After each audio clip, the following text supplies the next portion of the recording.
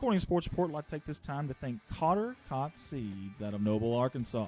Mr. Michael Smith and Cotter Cox Seed are proud supporters of Corning Bobcat Athletics and the city of Corning. Cotter Cox Seeds. A special thanks to Woolard Flying Service out of Corning, Arkansas for supporting Bobcat Athletics. Matt Woolard would like to wish the Corning Bobcats the best of luck this season and also remind them that the sky is the limit. Woolard Flying Service, 870-857-3839. Wiedemann Farms, 561 County Road 131 in Corning, Arkansas. Wiedemann Farms has been serving the Corning community since 1978. Larry and Mary Wiedemann are proud supporters of not only the city of Corning, but of Corning Bobcat Athletics. Wiedemann Farms, go Cats. Corning Sports Report would like to give a shout out to Watson Oil Company for their continued support of Corning Bobcat Athletics. Locally owned, locally operated. Kelly and Chad Watson would like to wish the Corning Bobcats the best of luck on the upcoming season. Watson Oil Company, 406 Southeast 1st Street, Corning, Arkansas, 870-857-0006. A special thanks to Solace Grain Bins and S&L Irrigation on their sponsorship. Whether it's grain bins, wells, pumps, underground pipe, or any service of that nature, Solace Grain Bins and S&L Irrigation will take care of you. Rhonda and Jerry Solace would like to wish the Bobcats the best of luck on the upcoming season. Red Taylor Ford, locally owned and operated by the Taylor family since 1977. Their company has been an integral part of the Corning community since their beginning, participating and or donating to basically every major community project to come before them. They have a top-notch service department with master certified technicians. Contact them for all of your automotive needs at 870-857-3516 or at www.redtaylorford.com. CSR would like to thank Parkview Restaurant of Corning, Arkansas for their sponsorship. Parkview offers breakfast, lunch, and supper, including daily plate lunches, and they have a daily with a variety of lunch meats and nightly specials. Amy and Danny and Jordan are big supporters of Corning Bobcat Athletics. Thank you to Parkview Restaurant. This is Mike Vinson, Certified Public Accountant. I've been a Bobcat fan for as long as I can remember, having worn the black and gold as a student years ago. Join me in supporting our students as they proudly represent our school and community. And come see me on 2nd Street in downtown Corning and accounting needs. Go Bobcats. Keith and Rhonda Turner of K-Ron Farms would like to encourage the community to support the students of the Corning School District. Whether it is a sporting event or an academic accomplishment, these students are representing our school. We need to let them know how proud we are of them. Let's show our Bobcat pride. It's great to be a Bobcat. K-Ron Farms. The Corning Sports Report would like to give a special shout-out to State Representative Joe Jett for sponsoring our endeavor. Mr. Joe Jett has always been active in the community, whether it's supporting the town of Corning or it's supporting Bobcat Athletics. This is a political ad paid for by State Representative Mr. Joe Jett. Corning Sports Report would like to say thank you to Jerry and Linda Turner of Jalen Farms. Jerry and Linda are sponsoring us with a black and gold package this year, and they are proud supporters of Corning Bobcat Athletics. Jalen Farms. Corning Sports Report would like to give a special shout-out to Jeremy and Amanda Wiedemann out of Corning, Arkansas. Extremely kind-hearted people who not only support the community, but they also support the Corning Bobcat Athletics. Jeremy and Amanda Wiedemann. CSR would like to give a special shout-out to Heritage Ag out of Hoxie, Arkansas. Serving Arkansas farmers since 1966, leading the farm equipment industry into the 21st century. Call Brody Morrow, salesman, at 870-886-6663 or 870-809-1822, Heritage Agriculture of Arkansas. First National Bank takes the banking experience and customizes it to fit you. Whether it's supporting your Corning Bobcats or saving you time by eliminating trips to the bank, First National Bank puts you first. Always. Member FDIC and equal housing lender, First National Bank. Your local Farm Bureau insurance company introducing Ag Promise, an exceptional policy that protects everything farmers rely on. Ag Promise is a competitively priced, easy to understand, and tailored to meet your specific needs. That's Farm Bureau's commitment to you, and they have a team of local agents and adjusters ready to back it up. Give them a call today to protect your agribusiness. It's not complicated, it's a promise. Ag Promise, 870-857-6663. 6788.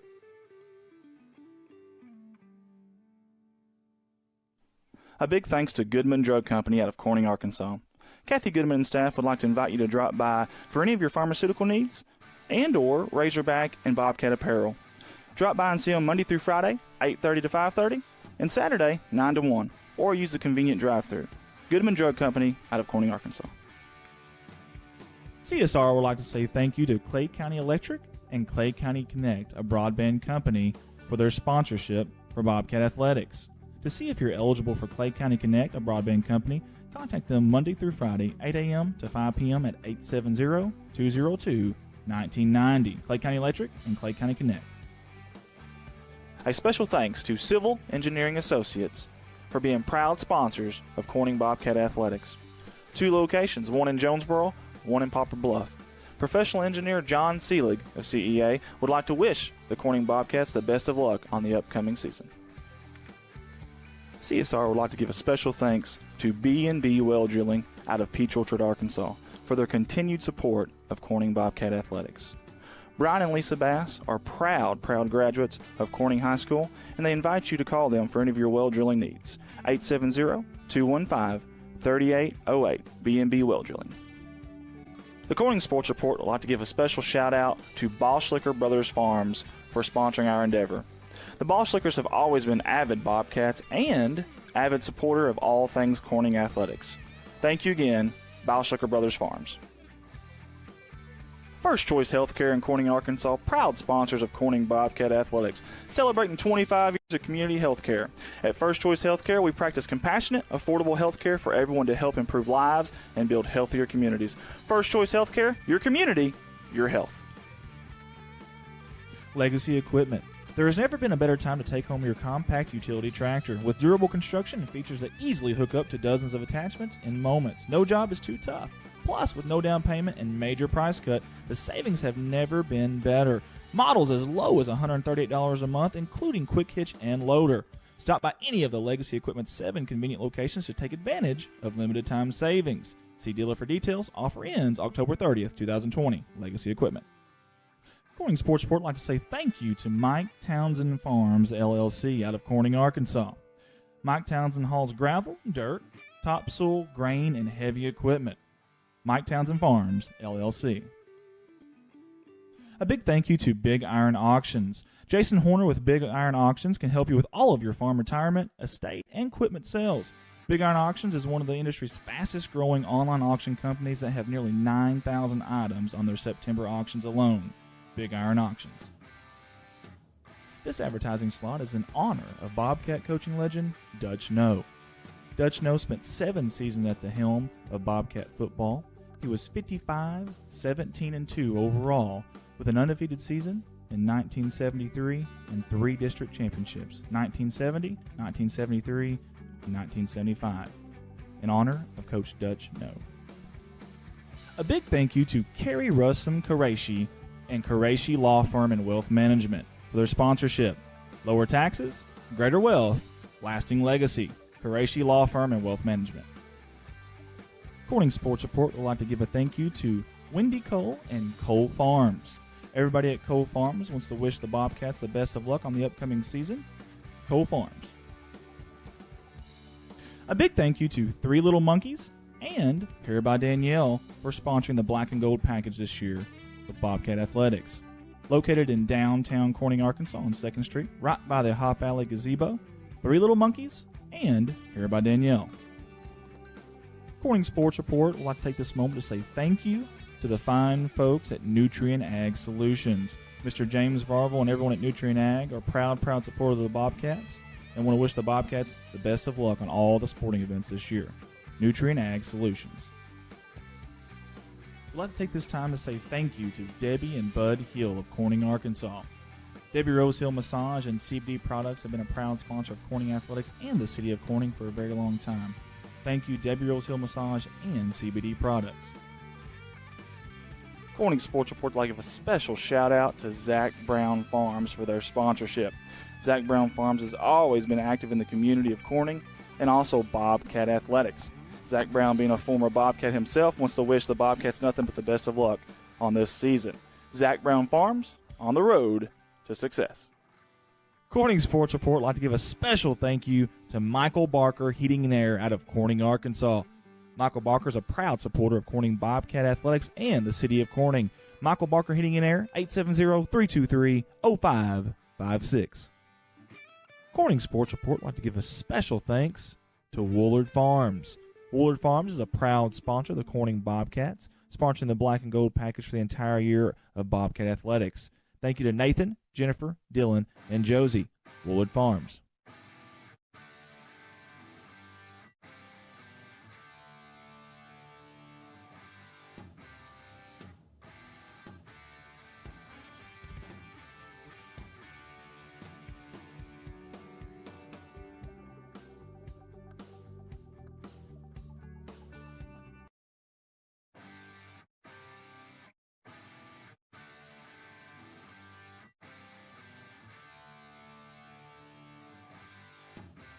Corning Sports Report would like to take this time to thank Cotter Cox Seeds out of Noble, Arkansas. Mr. Michael Smith and Cotter Cox Seed are proud supporters of Corning Bobcat Athletics and the city of Corning. Cotter Cox Seeds. A special thanks to Woolard Flying Service out of Corning, Arkansas for supporting Bobcat Athletics. Matt Woolard would like to wish the Corning Bobcats the best of luck this season and also remind them that the sky is the limit. Woolard Flying Service, 870-857.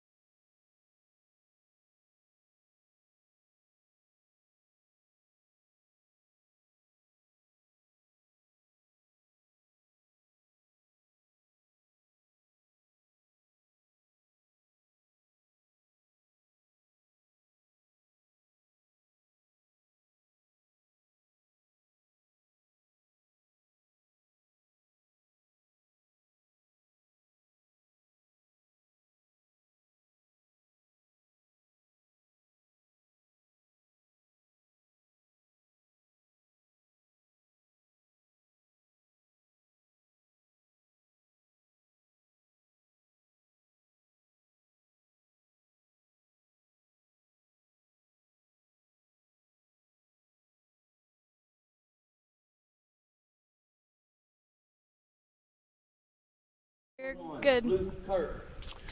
Good afternoon, everybody. Welcome to Bobcat Basketball. We're at home tonight in Bobcat Gymnasium as the Corning Bobcats take on the Manila Lions in junior boys and senior boys action. I'm joined by Shayna Case-Singer tonight. We'll bring you all the action from Bobcat Gymnasium as the Bobcats play host to Manila in a big 3A3 conference matchup. First of all, the starters for Manila. Number 1, Luke Kirk. Number 2, Jacob Bauer. Number 3, Felipe Lozano. Number 21, Spencer Stutz. And number 23, Rex Farmer. For the Corning Bobcats, 21, Jace Couch. Number 10, Spencer Blanchard. Number 3, Luke Blanchard. Number 35 is Roman Davis. And number 5 is Bentley Grubb. It'll be Davis and Rex Farmer to tip it up. Officials for tonight's game, David Durham, Blake Kibbins, and John Esters. Corning controls the tip. Also want to let you know that tonight's games are being aired on 93.5 FM. And there's a ball that's batted away, run down by Grubb. Now to Blanchard on the right side. Looking, gives it to Jace Couch, penetrates in the lane, jumps, passes. Blanchard has it taken away by Luke Kirk, and here come the Lions. A layup is up, no good. Battle for the rebound. Couch had it for a minute, couldn't hang on to it. Now it's loose, and Davis has it. And the pass is into the front court to Blanchard. Penetrates, jumps, shoots, left it short. Rebound Manila. And here come the Lions. It's Kirk with it. And he's going to try a three. It's blocked by Davis. Tried to pass it inside, batted away by Couch, and Corning has it just underway. No score here at Bobcat Gymnasium. Blanchard on the left side to Couch. Couch has it go through his hands, and here comes Kirk with it. His layup is up and in.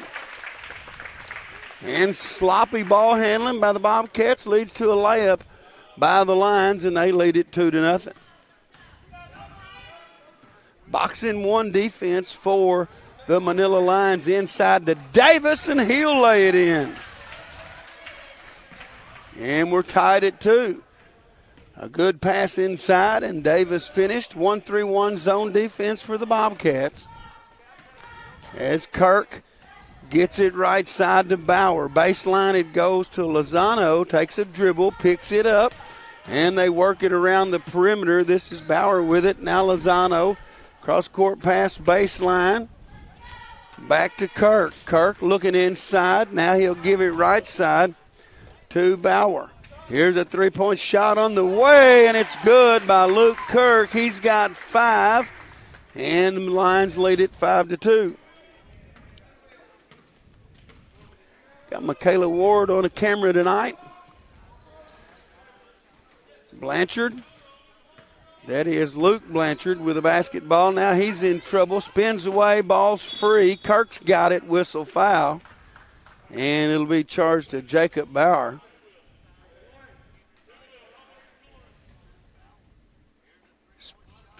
Spencer Blanchard will inbound for Corning. And Corning will set their offense with Luke Blanchard. Baseline, it goes to Davis. Luke thought about a three. He'll penetrate. Shot up. No good. And they're going to call an offensive foul on Blanchard.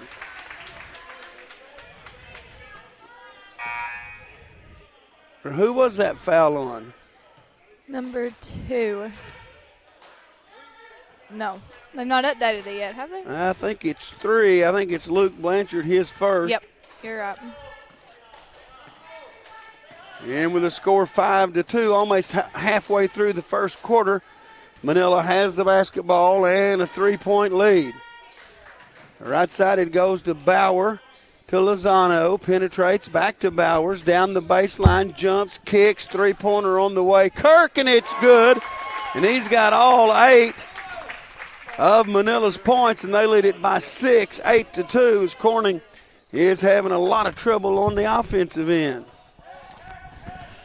Setting screens, they get it to Couch on the left side. He's triple teamed over there. Back to Blanchard. He'll try 3, and it's good. And it's 8-5. Big basket by Blanchard.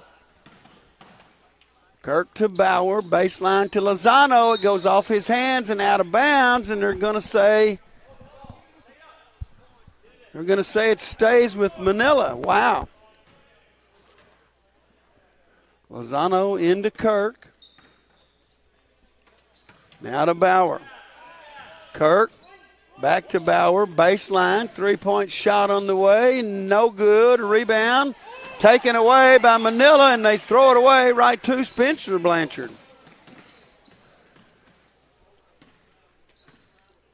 And Luke Blanchard will set the offense. Left side to his twin brother, Spencer. Back to Luke. He's going to try another 3, and it's good, and we're tied at 8. And if you can hit those outside shots, it makes a lot of difference in this boxing one defense they're playing. Corning's going to change defenses to a 1-2-2. Kirk penetrates, and he walked with it. And it'll be Corning's basketball. We're tied at 8 with 1:41 left in the opening quarter. Blanchard has 6 for the Bobcats. And Luke Kirk has all 8 for the Lions.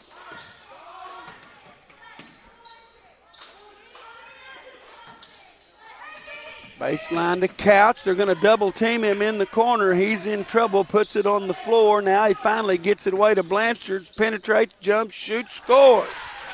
And Blanchard's got 8, and he's been on fire the last couple of minutes.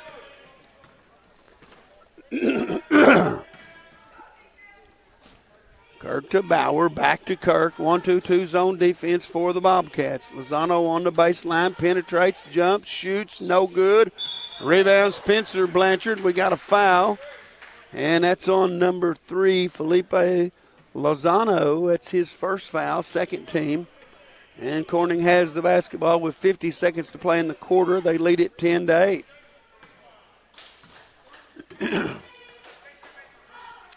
Luke Blanchard to Spencer. Back to Luke. Baseline it goes to Grubb. He loses the handle and lets it get away.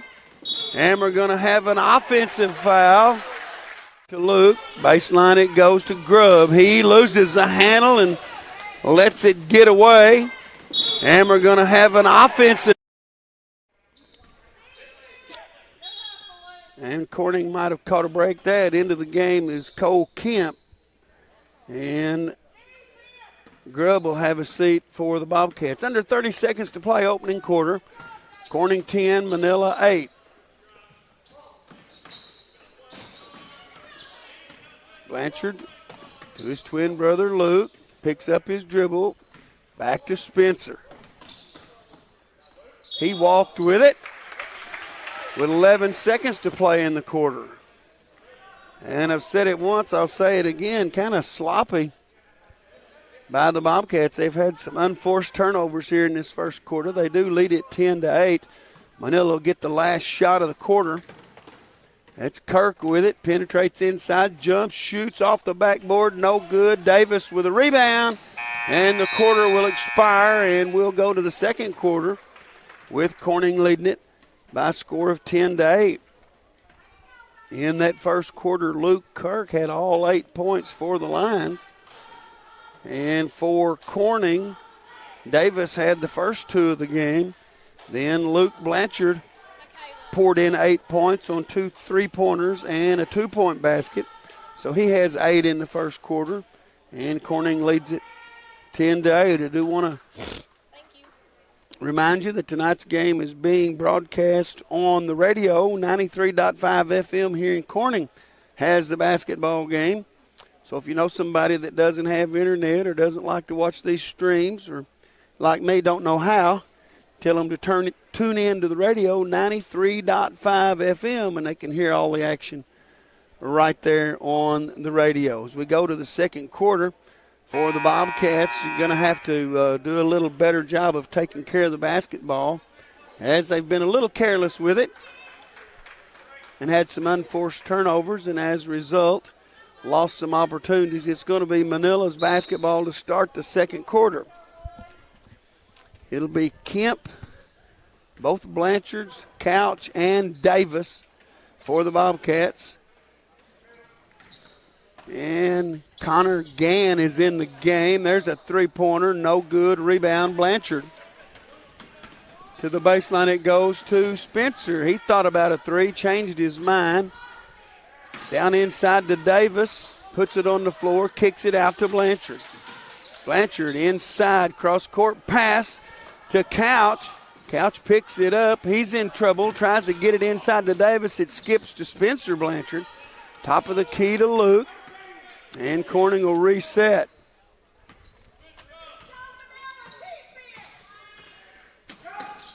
Spencer Blanchard on the left side, back to Luke. Looking inside, gets it away to his brother, and this defense is causing Corning a lot of trouble, and he walked again as Spencer can't keep his feet still. When that double team comes, he's scooting all over the floor, and that's twice in a row that he's been whistled for traveling with a basketball. Kirk into the front court. Left side it comes. Now back to Kirk. To Bauer. Baseline it goes to Farmer. Farmer penetrates, looks down inside, got a man. High arching shots, no good. Rebound, basket's good. We got a foul on Kemp. And the basket's good by Rex Farmer. And he'll have a free throw to give Manila the lead. Corning didn't get blocked out, gave up the offensive board as Davis rebounds the missed free throw. Blanchard brothers out front. Spencer has it batted away into the backcourt, and Luke Blanchard runs it down. We've got a sub coming into the game at the next chance. Blanchard all the way to the basket, and he's going to be fouled. They're going to get 23, I believe. They do, and that's Rex Farmer. That's his first personal foul. And Luke Blanchard to shoot a pair from the free throw line.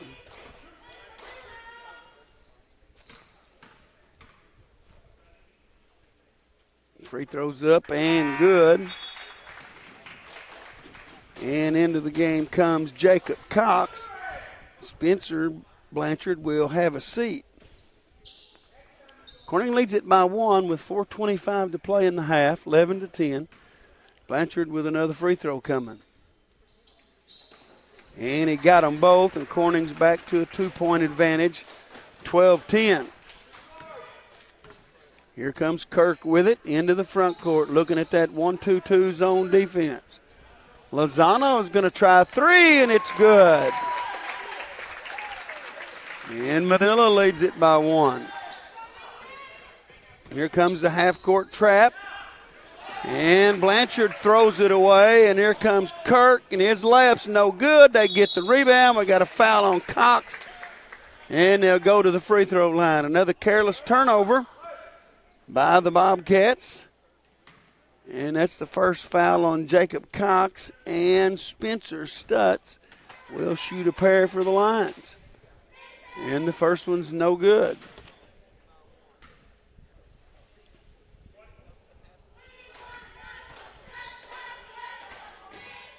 Second one's up, and it bounces around and falls through. And Corning's going to take a timeout and talk it over. I think it'll be a 30-second timeout. It will be, as they've been careless with the basketball the last couple trips. And Coach George wants to find out what's going on. Manila in that half-court trap defense. They do have some quickness. They've got some long arms. And they've caused some trouble for the Bobcats. Against that type of defense, you've got to be able to put it on the floor and take it to the basket if they don't cut you off, score with it. If they do, find the open man. As Zach Brown joins us on another camera. We got 3:57 left in the first half. 14-12, Manila with the lead. Blanchard into the front court to Cox. Baseline to Couch. His three is no good. Rebounded by Kemp.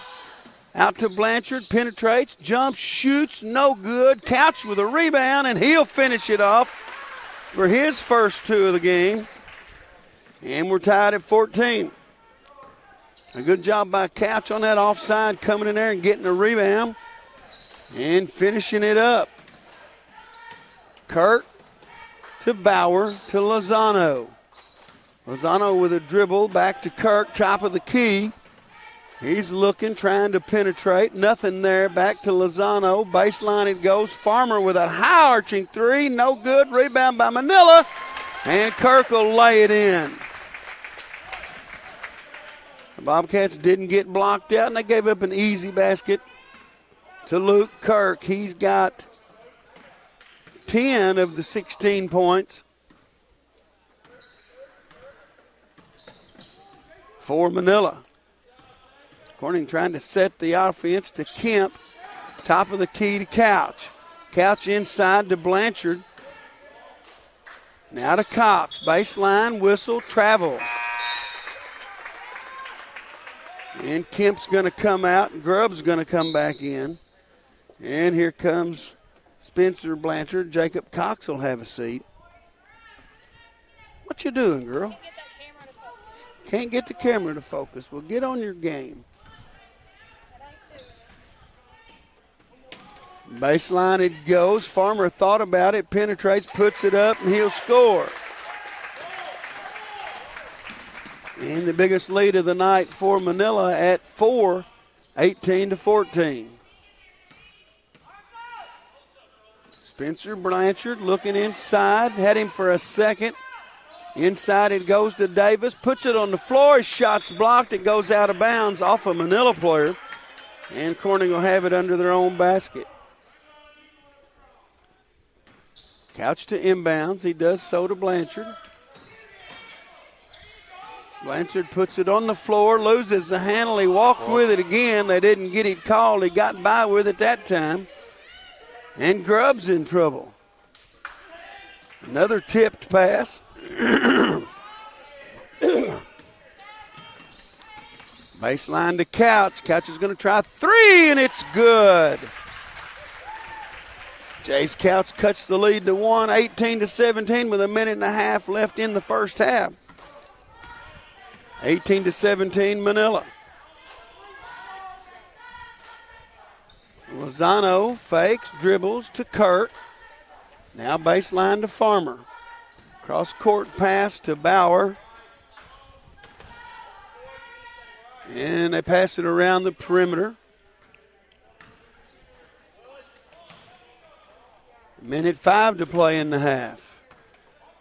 Kirk's going to try three. No good. Rebound, Davis, Corning. And with under a minute to play, Corning can take the lead. They had a man inside, didn't see him. Now the ball is batted away from Blanchard. And the basket's good by Farmer. Fast break basket, another unforced turnover. And those have killed Corning in the first half. To Couch, all the way to basket, and his layup is good. And all of a sudden he's got 7, and it's a 1-point game. Manila has the lead in the basketball with under 25 seconds to play, and they'll go for the last shot. They're not going to shoot it. They're going to go in at the very minimum up 1. 12 seconds, almost a steal. They get it out to Farmer. He'll try three, and it's good. And here comes Blanchard. Going to have to let it go. He does at the buzzer, and it's no good. We go to halftime. And Manila will take a 4-point lead into the locker room as they lead it 23-19. In the first half for the Lions, Luke Kirk had 6, 8, 10. Lozano had 3. Spencer Stutz had 1 on 1-2 from the free throw line. And Rex Farmer finished with 9 points. They were 2 of 3 from the free throw line for 67% for the Bobcats. Blanchard had 10. Jace Couch had 7, all late. And Roman Davis had 2. He got the first basket of the night for Corning. Corning shot 2 free throws. That was Luke Blanchard, and he made them both. That's 100%. And Corning goes to the locker room behind by 4, 23-19. We'll go to our sponsor list, and then we'll be back for second half action.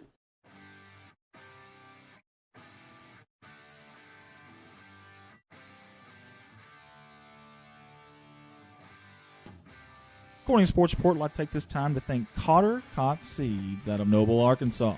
Mr. Michael Smith and Cotter Cox Seed are proud supporters of Corning Bobcat Athletics and the city of Corning. Cotter Cox Seeds. A special thanks to Woolard Flying Service out of Corning, Arkansas for supporting Bobcat Athletics. Matt Woolard would like to wish the Corning Bobcats the best of luck this season and also remind them that the sky is the limit. Woolard Flying Service, 870-857-3839. Wiedemann Farms, 561 County Road 131 in Corning, Arkansas. Wiedemann Farms has been serving the Corning community since 1978. Larry and Mary Wiedemann are proud supporters of not only the city of Corning, but of Corning Bobcat Athletics. Wiedemann Farms, go Cats. Corning Sports Report would like to give a shout out to Watson Oil Company for their continued support of Corning Bobcat Athletics. Locally owned, locally operated. Kelly and Chad Watson would like to wish the Corning Bobcats the best of luck on the upcoming season.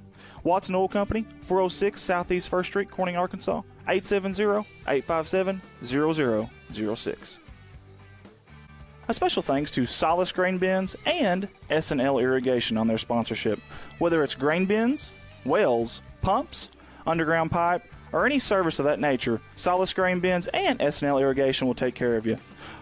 Rhonda and Jerry Solace would like to wish the Bobcats the best of luck on the upcoming season. Red Taylor Ford, locally owned and operated by the Taylor family since 1977. Their company has been an integral part of the Corning community since their beginning, participating and or donating to basically every major community project to come before them. They have a top-notch service department with master certified technicians. Contact them for all of your automotive needs at 870-857-3516 or at www.redtaylorford.com. CSR would like to thank Parkview Restaurant of Corning, Arkansas for their sponsorship. Parkview offers breakfast, lunch, and supper, including daily plate lunches, and they have a deli with a variety of lunch meats and nightly specials. Amy and Danny and Jordan are big supporters of Corning Bobcat Athletics. Thank you to Parkview Restaurant. This is Mike Vinson, Certified Public Accountant. I've been a Bobcat fan for as long as I can remember, having worn the black and gold as a student years ago. Join me in supporting our students as they proudly represent our school and community. And come see me on 2nd Street in downtown Corning for all your tax and accounting needs. Go Bobcats! Keith and Rhonda Turner of K-Ron Farms would like to encourage the community to support the students of the Corning School District. Whether it is a sporting event or an academic accomplishment, these students are representing our school. We need to let them know how proud we are of them. Let's show our Bobcat pride. It's great to be a Bobcat. K-Ron Farms. The Corning Sports Report would like to give a special shout out to State Representative Joe Jett for sponsoring our endeavor. Mr. Joe Jett has always been active in the community, whether it's supporting the town of Corning or it's supporting Bobcat Athletics. This is a political ad paid for by State Representative Mr. Joe Jett. Corning Sports Report would like to say thank you to Jerry and Linda Turner of J-Lynn Farms. Jerry and Linda are sponsoring us with a black and gold package this year, and they are proud supporters of Corning Bobcat Athletics. J-Lynn Farms. Corning Sports Report would like to give a special shout out to Jeremy and Amanda Wiedemann out of Corning, Arkansas. Extremely kind-hearted people who not only support the community, but they also support the Corning Bobcat Athletics. Jeremy and Amanda Wiedemann. CSR would like to give a special shout out to Heritage Ag out of Hoxie, Arkansas. Serving Arkansas farmers since 1966, leading the farm equipment industry into the 21st century. Call Brody Morrow, salesman at 870-886-6663 or 870-809-1822, Heritage Agriculture of Arkansas. First National Bank takes the banking experience and customizes it to fit you. Whether it's supporting your Corning Bobcats or saving you time by eliminating trips to the bank, First National Bank puts you first, always. Member FDIC and equal housing lender, First National Bank. Your local Farm Bureau insurance company introducing Ag Promise, an exceptional policy that protects everything farmers rely on. Ag Promise is a competitively priced, easy to understand, and tailored to meet your specific needs. That's Farm Bureau's commitment to you, and they have a team of local agents and adjusters ready to back it up. Give them a call today to protect your agribusiness. It's not complicated. It's a promise. Ag Promise. 870-857-6788.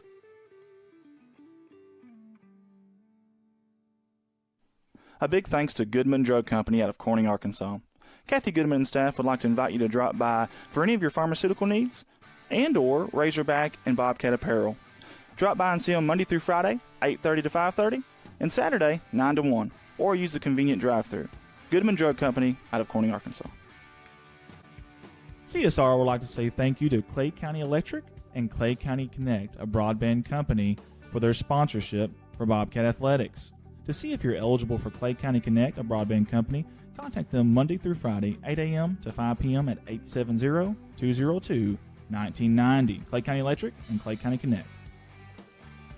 A special thanks to Civil Engineering Associates for being proud sponsors of Corning Bobcat Athletics. 2 locations, one in Jonesboro, one in Poplar Bluff. Professional engineer John Seelig of CEA would like to wish the Corning Bobcats the best of luck on the upcoming season. CSR would like to give a special thanks to B&B Well Drilling out of Peach Orchard, Arkansas, for their continued support of Corning Bobcat Athletics. Brian and Lisa Bass are proud graduates of Corning High School, and they invite you to call them for any of your well drilling needs. 870-215-3808, B&B Well Drilling. The Corning Sports Report would like to give a special shout out to Boschlicker Brothers Farms for sponsoring our endeavor. The Boschlickers have always been avid Bobcats and avid supporter of all things Corning athletics. Thank you again, Boschlicker Brothers Farms.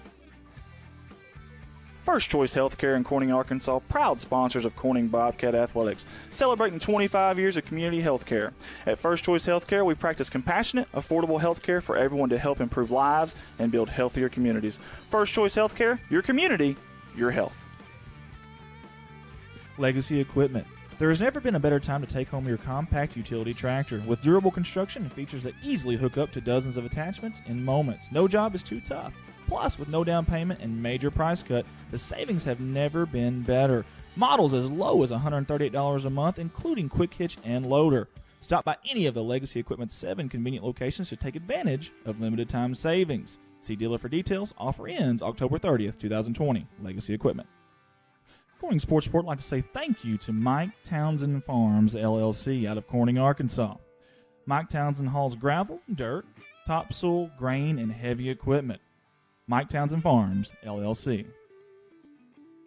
A big thank you to Big Iron Auctions. Jason Horner with Big Iron Auctions can help you with all of your farm retirement, estate, and equipment sales. Big Iron Auctions is one of the industry's fastest growing online auction companies that have nearly 9,000 items on their September auctions alone. Big Iron Auctions. This advertising slot is in honor of Bobcat coaching legend Dutch Noe. Dutch Noe spent 7 seasons at the helm of Bobcat football. He was 55, 17-2 overall, with an undefeated season in 1973 and 3 district championships, 1970, 1973, and 1975, in honor of Coach Dutch Noe. A big thank you to Kerry Russum Qureshi and Qureshi Law Firm and Wealth Management. We are back after halftime. We go to the second half with Manila leading Corning in junior boys action 23-19. Again, tonight's game is being aired on 93.5 FM, Corning's radio station. So tune in there if you can't get the live stream. Corning will have the basketball, and they'll have their original starters in there. Grubb, 2 Blanchards, Davis, and Couch. As Corning will try to cut into and ultimately erase this 4-point halftime deficit. Couch picks up his dribble, gives it to Blanchard. Now Grubb, right side to Blanchard, penetrates all the way to the basket, off the backboard, no good. Couldn't get it to go, and it's rebounded on the floor by Spencer Stutz. Blanchard made a good move, got to the rim, but just couldn't finish it off. And Manila has the basketball back. Corning in a 2-1-2 zone defense now. They've changed defenses a couple times, trying to find an answer. This is Farmer with it. 3-pointer on the way, no good. Rebound battle for him. Manila's got it as they just outworked the Bobcats a little bit. And Davis has that one for Corning. Here comes Couch to Blanchard. Had a path to the basket, didn't see it quickly enough, and now they throw it away. And we've got a whistle and a foul. 21, Jace Couch. Not the greatest pass in the world, but not horrible. Couch couldn't handle it. Called it on Luke. Luke Blanchard, he's got 2. Well, I called it on Jace. Early second half. 3-pointer missed everything. Blanchard with a rebound. And he'll get it into the front court to Spencer. Inside it goes to Davis. Spin, shoots off the backboard, no good. Gets his own rebound, and he can't get it to go. We got a whistle and a foul. 23, I think. And that is going to be Farmer, his second. And Davis to the free throw line. First one's up and good.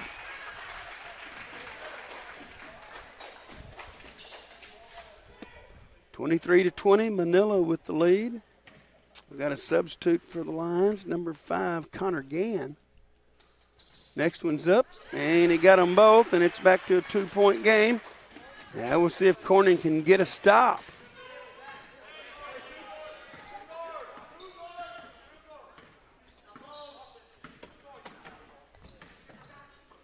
Left side baseline it goes to Lozano, looking. Double team, fakes a pass, gets it back out front to Bauer. Now to Kirk. Bauer has it back to Farmer. Inside it goes. Shot is blocked by Davis. And he'll bring it into the front court and give to Couch. Couch left-handed dribble, spins, jumps, shoots, left it short, but a whistle and a foul. Number 2. And that is Bauer, his second personal foul. And Couch has a pair of free throws coming. First one's up and off the back iron, no good. It's the first free throw miss of the night for Corning. They were 4-4 to that point. And Couch will try to make it a 1-point game, and he does as he gets the second one to go, and it's 23-22. Corning trails by 1. Kirk to Bauer. Back to Kirk, looking inside. Now back to Bauer as they pass it around the perimeter to Farmer. Kirk inside, kicks it out to Lozano. Three-pointer up, no good. Rebound, who's got it? Saved into Davis, and he'll give it to Blanchard. Blanchard between the legs, looking to get to the basket, but Manila got back quickly, and Corning has the basketball down by 1 as we approach 3 minutes to play here in the third. Spencer Blanchard. Skip pass to Grubb. Now baseline to Luke Blanchard. Penetrates inside, picks up his dribble, and he'll give it to Grubb. Grubb thought about a 3, changed his mind. Now Couch has it to Spencer Blanchard. Skip pass to Luke, and he's going to be tripped and fouled as he had a clear path to the basket. That's on number 3, Felipe Lozano. He has 2. And Corning will inbounds on the baseline. 2:46 left in the third. 23-22 is the score. Manila has the lead. And it comes to Couch. Spencer Blanchard with a three-pointer. That's his first basket of the night. And it gives Corning a 2-point lead at 25 as they've scored the first 5 points of this second half. Around the perimeter it goes. Farmer, free throw line extended. He's going to try a 3. It's going to be no good. Davis had it for a second, but Kirk comes out of there with it. Farmer's going to be fouled from behind by Luke Blanchard. And he's got 3. Blanchard has 3 fouls for the Bobcats.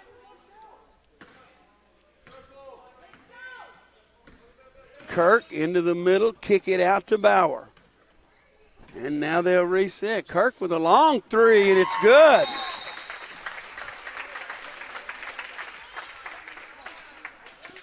And it's a 1-point lead for Manila as they take a timeout.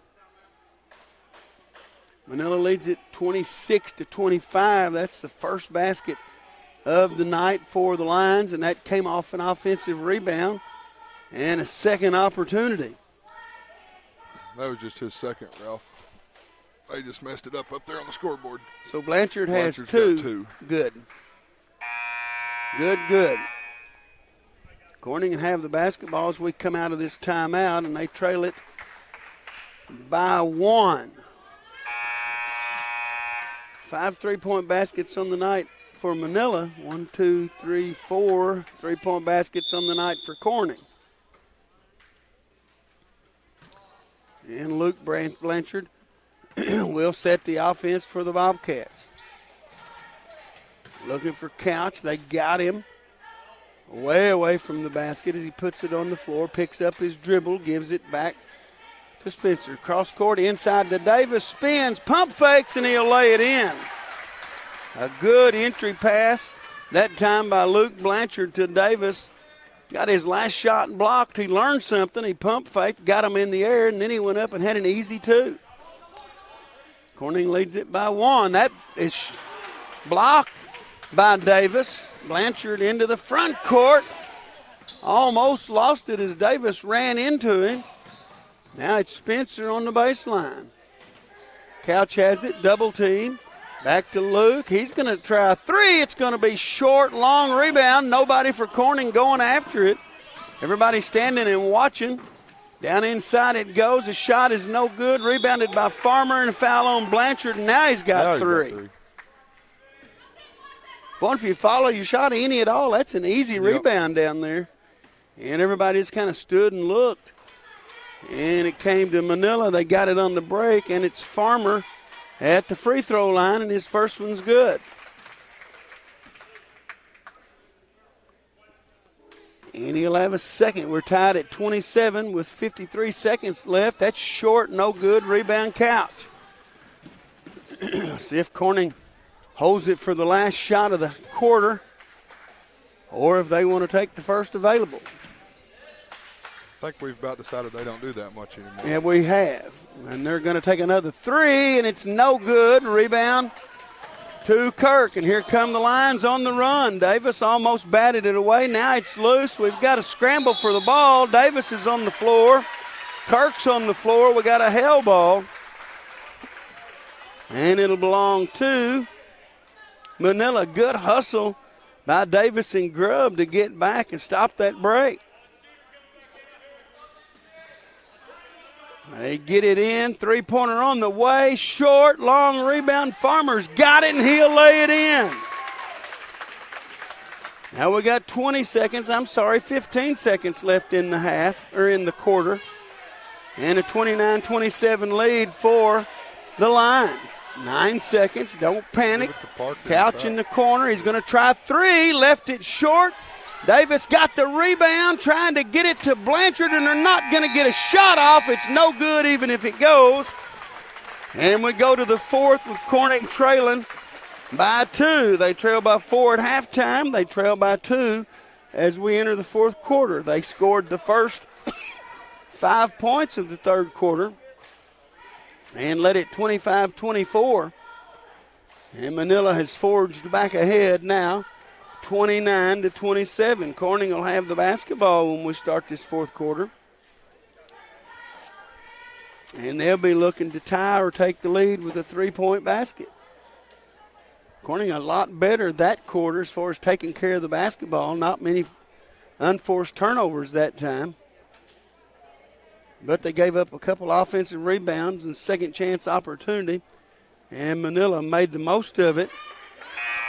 Corning outscored Manila by 2 in that quarter, but Corning still trails it by 2. So we go to the fourth quarter. Senior high action to follow this game. To me, Davis has the size advantage down there, Ralph. You'd think. Utilize him a little bit more. He's working down there. They just not getting him the basketball. And it'll open everybody else up if they could. Grubb has it batted away, chases it down, gives it to Luke Blanchard. They lob it inside for Davis. There you go. Can't make it go. Long rebound. Grubb runs it down.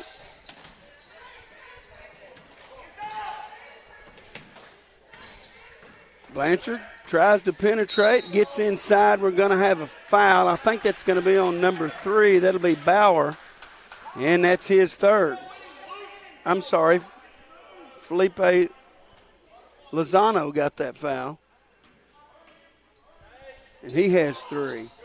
Had him, couldn't get it to him. Grubb throws it away, trying to get it in bounds. Davis with a steal.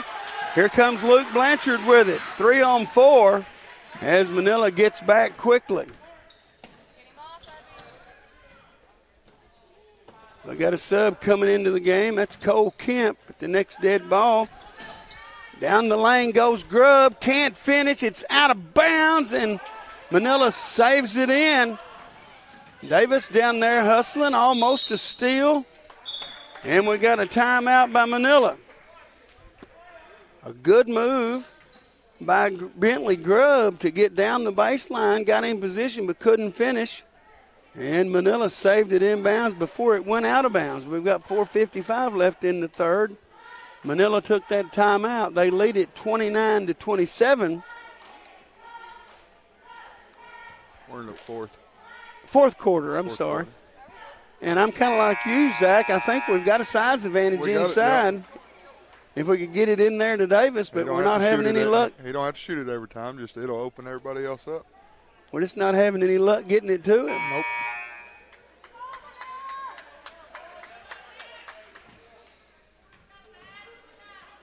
Corning won the junior high game when these two teams played at Manila.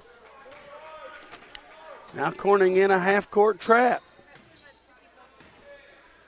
Bauer to Kirk, back to Bauer, thought about a three, changed his mind, and it's thrown away.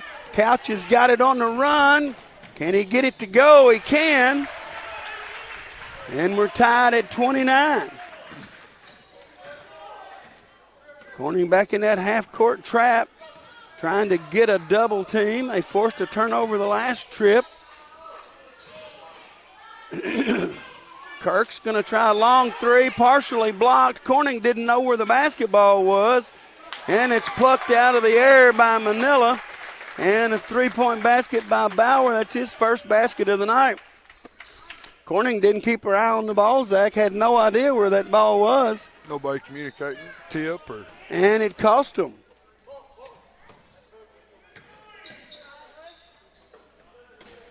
Luke Blanchard, baseline to Kemp. Penetrates, looks, kicks it out. There's a batted pass and a steal by Kirk. And Corning threw it away, and that's probably a good foul. As that stopped the break, it's on Spencer Blanchard, his first. Into the game is Stutz, and out goes Connor Gann.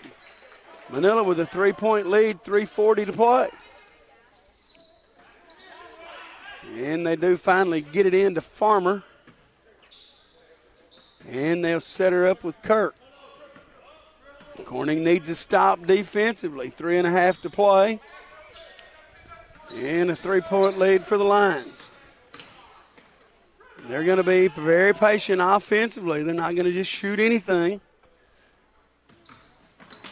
Down inside, had him trapped for a second. Now they've got him on the baseline. And Manila's going to take another timeout with 3:14 to play. And they lead this basketball game 32-29. Unforced turnovers and giving up offensive rebounds so far has been to the detriment of the Bobcats. As I don't keep up with turnovers, but they've had several turnovers tonight. And they've not really been able to get anything going offensively much. They've shown spurts, but a lot of wasted possessions that they didn't even get a shot on. So now they got to guard and not let this lead get any larger than it is. The biggest lead of the night for either team has been 4 points. Manila enjoys a 3-point lead right now. Corning's going to have Couch, Spencer and Luke Blanchard, Roman Davis, and Cole Kemp in the basketball game as they come out of this timeout.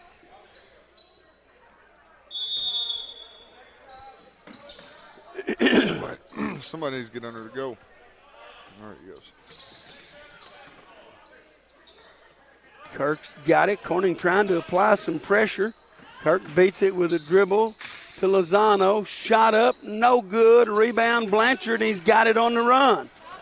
In front to Couch, and he's going to be fouled. The basket's good, and he'll have an opportunity to tie it up from the free throw line, as that foul is going to be on Luke Kirk. Jace Couch gets the basket. He's got 12, and he can tie it with his free throw. And it's long off the back iron, no good, rebounded by Kirk. Couch is 1 for 3 from the free throw line tonight. He's got 12 points. There's a steal. Couch has got it out front, and he lays it in. And Corning's got the 1-point lead, 33-32 with 2.5 to play. Couch tipped the pass to Blanchard, and Blanchard got it to him on the break. Lozano on the right side looking for a trap. They finally get out of it. They get it down inside to Farmer, and he can't get it to go, and we got a foul. Cole Kemp's hit with that personal. It's his second, and it'll put Farmer at the free throw line. He's danced around there about 4 possessions. They was going to find him eventually. First one's off the front iron, no good. 2:16 to play, 1-point lead for Corning. Farmer trying to tie this game up, and he does. And we've got a what? Oh, we got a substitute. Into the game comes Hayden Cox, and Cole Kemp will have a seat. We're tied at 33 with 2:10 to play.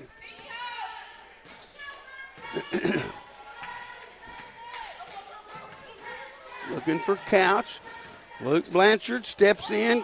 Baseline, it goes to his brother. He's in trouble down there, and he has it stolen away, and now it's out of bounds, and it'll belong to Manila.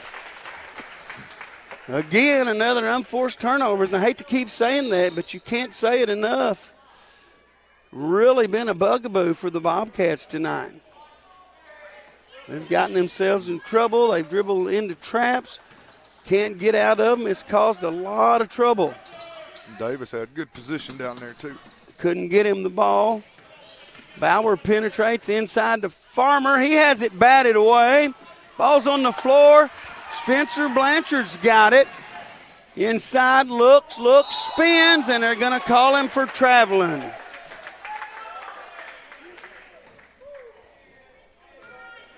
Spencer Blanchard got a little case of the happy feet down there, and it cost the Bobcats.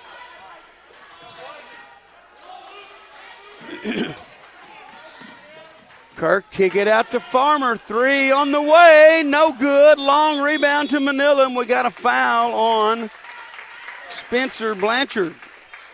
It'll be 2 on Blanchard with 1:18 to play. We're tied at 33. And Manila trying to grab the lead, and Corning trying to get a stop. And it comes to Farmer. Penetrates down inside. It's batted away and stolen away by Jace Couch. Good quick hands. 1:05 left in this one. Corning needs a basket to take the lead. We're tied at 33. Couch jumps down inside to Davis. What a pass. A good cut by Davis to find the seam in the defense, and a good pass by Couch. Here comes Bauer with it, and he walked all over the place. No call. Ball's loose. Cox has got it for a second. He can't hang on. It goes out of bounds, and it belongs to Manila with 36 seconds left. Almost had a turnover, and Hayden Cox just couldn't come up with it, but good hustle on that young man's part. He's brought some energy to the game since he came in. 1-1 on our next foul, too, Ralph. And we've got a whistle and a timeout with 26 seconds left. And Corning up 35-33. Hayden Cox is going to take a seat, and Bentley Grubbs is going to come back in. Corning leads it by 2, 35-33. And I'll say this for Hayden Cox, he brought some energy to the floor when he came in. He was getting after it on both ends. Oh, Hayden, I watched him play football and basketball too, and he just has one speed, and that's high gear. And we got 26 seconds left in a 2-point game. Manila drawing something up on the sideline. We'll see what they come out and try to do. Corning needs a defensive stop. And let's see. Manila will be in the bonus on Corning's next foul. As Corning has 16 fouls, Manila has 5, so they have 1 to give. Can Corning hold serve defensively? We'll see what kind of defense they come out in. And we'll see what Manila wants to run on offense. They've got a lot of options, a lot of weapons down there. Farmer and Kirk have been their big two, but they got some other kids that can shoot it. They're going to guard the inbounds pass. As Bauer looking, and he gets it into Kirk. Looking for a double team. Kirk picks up his dribble to Farmer. Back to Kirk, 15 to play. Kirk looking for a screen. Down inside, kicks it out to Farmer. A whistle and a traveling call, and Corning's got it with 10 seconds. They have a 2-point lead, and Corning's going to take a timeout. And that was the stop we needed. And Corning's defense held up. They got the stop. Now, if you can handle the basketball, Zach. Make your free throws. Make your free throws. Manila does have one foul to give, so Corning won't be shooting free throws on the first foul, but they'll be shooting them on the second foul. You know Manila's going to come out in some kind of press, probably going to try to deny the inbounds pass. You might get something long. You might can get something long here. I know we've got a play in our playbook where we run the home run and get something long. And you do have some timeouts in your pocket, so if you can't get it in the 5 seconds, you just call a timeout. So there's no need to panic here. Nope. You got all kinds of time. Probably going to be Jace Couch inbounding, I would think, maybe. We'll see who the inbounder is when they come back out. They're going to have it on the sideline. It's not going to be Couch. It's going to be Luke Blanchard to inbounds, and they are going to try to deny. Inbounding right in front of Manila's bench. Looking. Now they get it into Couch. Couch is going to be fouled immediately by Farmer. 8.7. And that's the third foul on Farmer, probably inconsequential right now. As we've got 8.7. Now you've got to get it in again. You still got that timeout in your pocket. Blanchard's got it, looking, and he does get it into Couch. And he'll be fouled with 7.4 to play, and now you got to make free throws, Zach. He was 1 for 3 a while ago. He is 1 for 3 from the free throw line, and he has the bonus. And you got your best player at the free throw line. You can't ask for a lot more than that. Can he convert? Here's the first one. And it's good right in the middle. And that gives Corning a 3-point lead. And he has a chance to give him a 4-point lead right here. Couch's free throws up. And it's nothing but net. Corning leads it by 4. 6 seconds, 5. Here comes Kirk, 3, 2. Just get away and let him shoot it. It's no good at the buzzer. And Corning escapes at home by a final of 37 to 33. Well, Corning got the huge defensive stop down here on their end of the floor. They got it into Couch, and Couch calmly sank 2 free throws. And Corning wins it 37-33. For the Manila Lions, Luke Kirk had 13. Felipe Lozano had 3. Jacob Bauer had 3. Spencer Stutz had 1. And Rex Farmer had 14. For the Bobcats, Luke Blanchard had 10. Spencer Blanchard had 3. Roman Davis had 8. And Jace Couch had 16 for the Bobcats. The Bobcats were 1, 2, 3, 4, 5, 6, 7 out of 9 from the free throw line. And for Manila,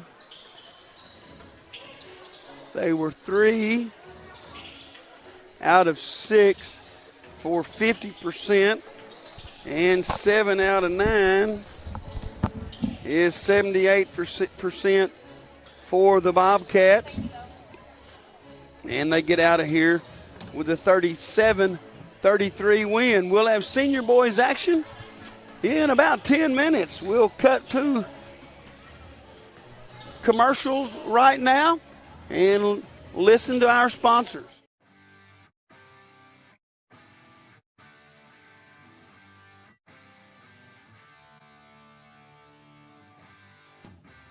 Corning Sports Report would like to take this time to thank Cotter Cox Seeds out of Noble, Arkansas. Mr. Michael Smith and Cotter Cox Seed are proud supporters of Corning Bobcat Athletics and the city of Corning. Cotter Cox Seeds. A special thanks to Woolard Flying Service out of Corning, Arkansas for supporting Bobcat Athletics. Matt Woolard would like to wish the Corning Bobcats the best of luck this season and also remind them that the sky is the limit. Woolard Flying Service, 870-857-3839. Wiedemann Farms, 561 County Road 131 in Corning, Arkansas. Wiedemann Farms has been serving the Corning community since 1978. Larry and Mary Wiedemann are proud supporters of not only the city of Corning, but of Corning Bobcat Athletics. Wiedemann Farms, go Cats. Corning Sports Report would like to give a shout out to Watson Oil Company for their continued support of Corning Bobcat Athletics. Locally owned, locally operated. Kelly and Chad Watson would like to wish the Corning Bobcats the best of luck on the upcoming season. Watson Oil Company, 406 Southeast 1st Street, Corning, Arkansas, 870-857-0006. A special thanks to Solace Grain Bins and S&L Irrigation on their sponsorship. Whether it's grain bins, wells, pumps, underground pipe, or any service of that nature, Solace Grain Bins and S&L Irrigation will take care of you. Rhonda and Jerry Solace would like to wish the Bobcats the best of luck on the upcoming season. Red Taylor Ford, locally owned and operated by the Taylor family since 1977. Their company has been an integral part of the Corning community since their beginning, participating and or donating to basically every major community project to come before them. They have a top-notch service department with master certified technicians. Contact them for all of your automotive needs at 870-857-3516 or at www.redtaylorford.com. CSR would like to thank Parkview Restaurant of Corning, Arkansas for their sponsorship. Parkview offers breakfast, lunch, and supper, including daily plate lunches, and they have a deli with a variety of lunch meats and nightly specials. Amy and Danny and Jordan are big supporters of Corning Bobcat Athletics. Thank you to Parkview Restaurant. This is Mike Vinson, Certified Public Accountant. I've been a Bobcat fan for as long as I can remember, having worn the black and gold as a student years ago. Join me in supporting our students as they proudly represent our school and community. And come see me on 2nd Street in downtown Corning for all your tax and accounting needs. Go Bobcats. Keith and Rhonda Turner of K-Ron Farms would like to encourage the community to support the students of the Corning School District. Whether it is a sporting event or an academic accomplishment, these students are representing our school. We need to let them know how proud we are of them. Let's show our Bobcat pride. It's great to be a Bobcat. K-Ron Farms. The Corning Sports Report would like to give a special shout out to State Representative Joe Jett for sponsoring our endeavor. Mr. Joe Jett has always been active in the community, whether it's supporting the town of Corning or it's supporting Bobcat Athletics. This is a political ad paid for by State Representative Mr. Joe Jett. Corning Sports Report would like to say thank you to Jerry and Linda Turner of J-Lynn Farms. Jerry and Linda are sponsoring us with a black and gold package this year, and they are proud supporters of Corning Bobcat Athletics. J-Lynn Farms. Corning Sports Report would like to give a special shout out to Jeremy and Amanda Wiedemann out of Corning, Arkansas. Extremely kind-hearted people who not only support the community, but they also support the Corning Bobcat Athletics. Jeremy and Amanda Wiedemann. CSR would like to give a special shout out to Heritage Ag out of Hoxie, Arkansas. Serving Arkansas farmers since 1966, leading the farm equipment industry into the 21st century. Call Brody Morrow, salesman, at 870-886-6663 or 870-809-1822, Heritage Agriculture of Arkansas. First National Bank takes the banking experience and customizes it to fit you. Whether it's supporting your Corning Bobcats or saving you time by eliminating trips to the bank, First National Bank puts you first, always. Member FDIC and equal housing lender, First National Bank. Your local Farm Bureau insurance company introducing Ag Promise, an exceptional policy that protects everything farmers rely on. Ag Promise is a competitively priced, easy to understand, and tailored to meet your specific needs. That's Farm Bureau's commitment to you, and they have a team of local agents and adjusters ready to back it up. Give them a call today to protect your agribusiness. It's not complicated, it's a promise. Ag Promise, 870-857-6788.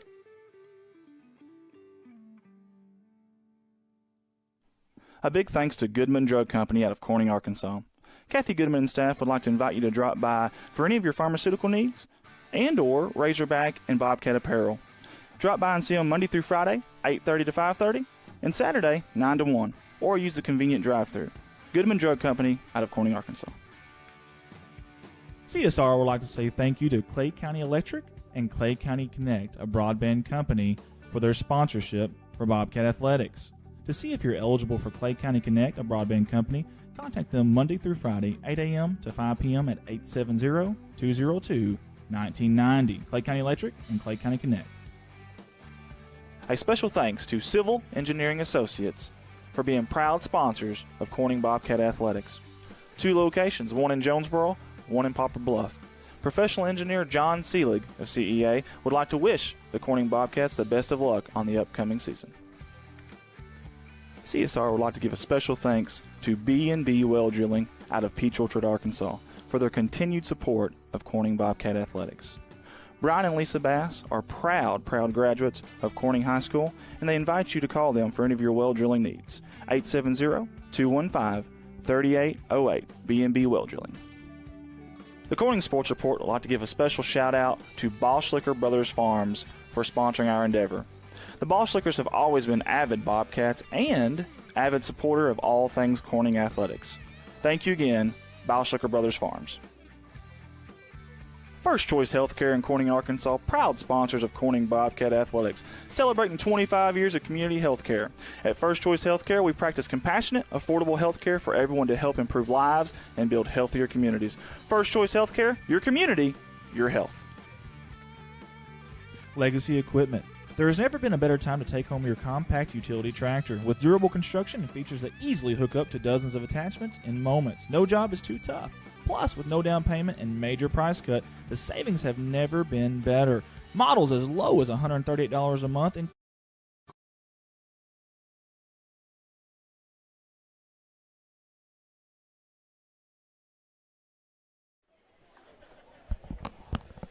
Welcome back. Corning won the junior high game 37-33, a good game. Lead changed hands several times in that game, and Corning was able to come away with a 37-33 win. Senior boys game is just about ready to start as we get ready for the introduction of the starters for both teams. Now the starting lineup for the Manila Lions. Number 3, Ty Wagner starts for Manila. Number 0, Jake Baltimore. Number 15, Braden Nunnally. Number 24, Costner Smith. And number 12, Austin Harmon will start for Manila. For the Bobcats, it's going to be number 15, Jaden Wiedemann. Number 2, Kyle Briney. Number 3, Cade Briney. Number 4, Colby Briney. And number 14, Caleb Zapecki. So Briney, Wiedemann, and Zapecki for the Bobcats, all seniors. Manila has a very good basketball team, and I wouldn't say it would take a Herculean effort for Corning to win this game, but it will take a good effort from Corning. They're going to have to take care of the basketball, not have turnovers, and we need to shoot the ball well. Corning's kind of been a Jekyll and Hyde team this year. They played some very, very good teams and won those games, played very good. They played some teams and not played well, not shot it well, and gotten beat. So they need to shoot the basketball well. They need to rebound the ball well and not turn it over.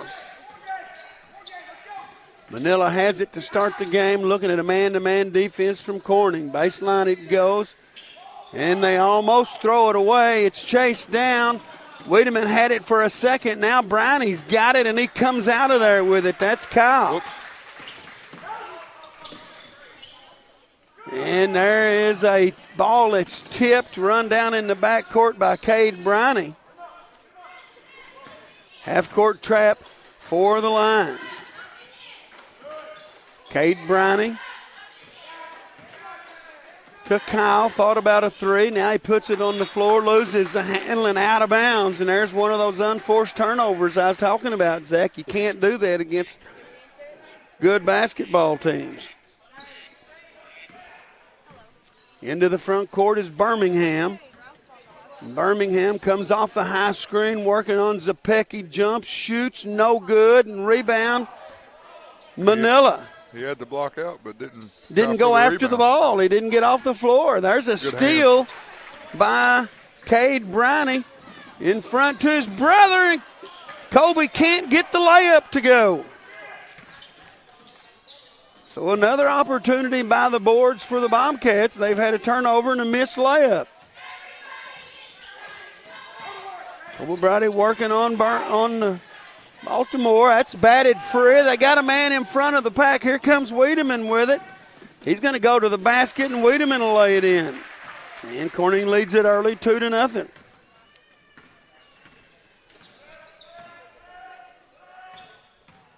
Baltimore.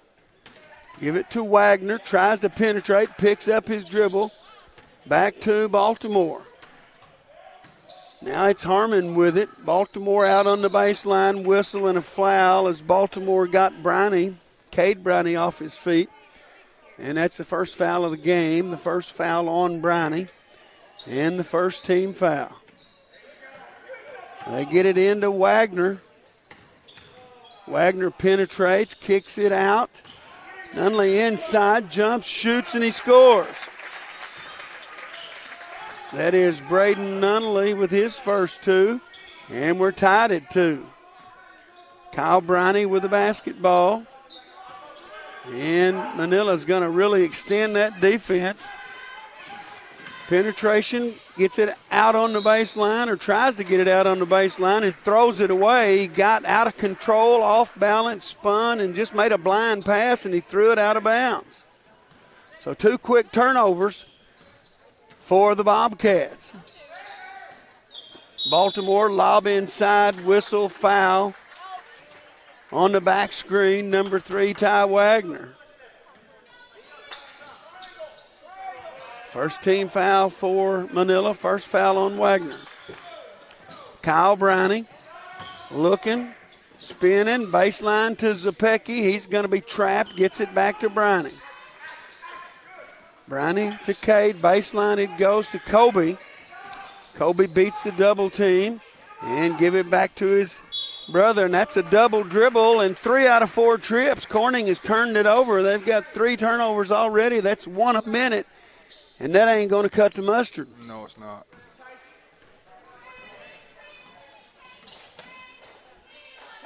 Nunley. Top of the key it goes. Back cut and a whistle and a foul on Jaden Wiedemann, his first. And it's going to put Baltimore to free throw line. Jake Baltimore with 4:51 left in the opening quarter. And he's trying to give Manila the lead. The first one's short off the front iron. And no good. Here's the next one. It is good. And it's a 1-point lead for the Lions. Well, we talked about turning it over to start this game, and so far so bad for the Bobcats. Interchange. This is Kyle Brownie with it. Baseline Zapecki. Here comes a trap, and it's kicked out of bounds. It'll be Corning's basketball. And Parker Davis is going to come in. Zapecki's going to have a seat. You get a little more size in the game with Davis. Wiedemann into Kobe. To Cade. Penetrates. to Kobe, and Kobe throws it away, and that's another turnover, and there's a frustration foul by Brownie. It's Kobe Brownie. And the Bobcats have already got 4 turnovers, and we've played 3.5 minutes.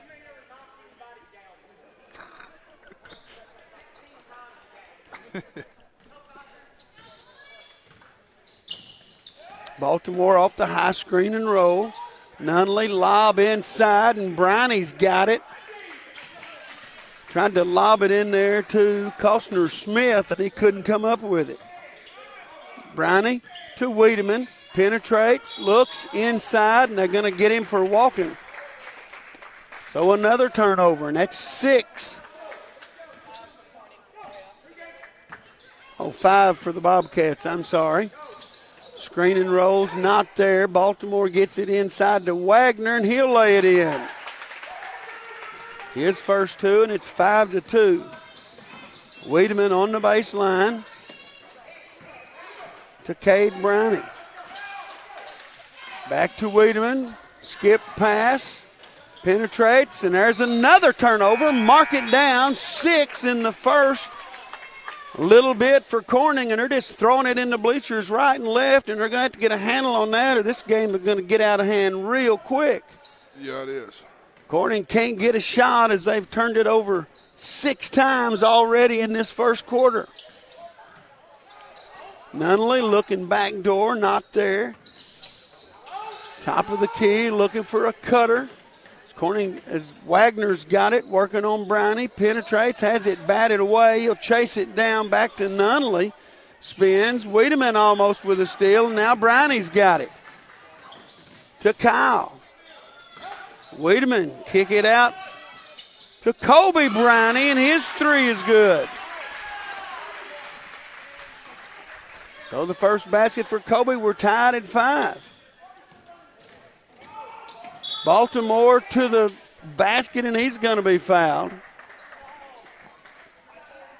And that's going to be on Kobe Brownie, and he's got 1, I think, or 2. No, Kobe Brownie has 2 personal fouls. And it's going to put Baltimore at the free throw line. And the first one's good, and it's a 1-point lead for Manila.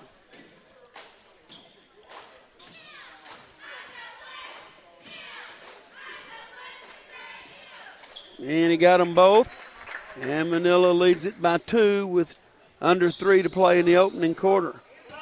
Kyle Brownie penetrates the gap, looks, and almost throws it away, and he does. And the turnovers continue to mount for the Bobcats.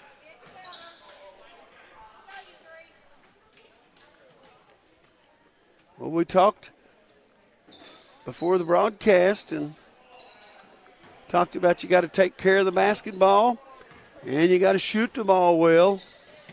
And we don't know whether Corning's going to shoot it well or not because they hadn't taken care of it good enough to get very many shots. Lots of turnovers. This is Mattingly with it. There's a steal by Wiedemann. He's going to go all the way to the basket. He's fouled, no call. And Manila comes out of there with it. That's Mattingly. Baseline, shot up, short, no good. Rebound, Parker Davis.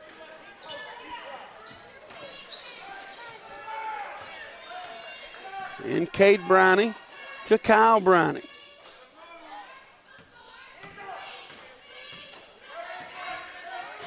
Here comes a trap, keeps his dribble. Looking to Davis inside, and he walked with it. So that's another turnover. And Corning's up to 8. Got more turnovers than they got points. It's amazing it's just a 2-point game. It is. I mean, Corning's got 8 turnovers, 5 points. A team like Manila, you don't need to help them. You don't need to help them, that's for sure. Mattingly looking, and he almost throws it away, gets it back, down inside, spins, kicks it out, three-pointer on the way, no good, and it hit the support, and it'll be Corning's basketball. 1:28 to play in the opening quarter. Wagner's going to come back in, and Dax Davison will have a seat for the Lions. 2-point game. Manila has the lead. Kyle Brown, he penetrates, spins, looks, gives it to Wiedemann on the baseline, and he turns it over. Here comes Wagner with it. Wagner down inside, lowers his head, basket's good, and we got a foul. Number 2 is Kyle Brownie. Wagner's got the basket, and he'll have a free throw. And it's no good, and they're going to get another shot at it. Wiedemann got in the lane too quick. You almost need to count that as a turnover. Yeah.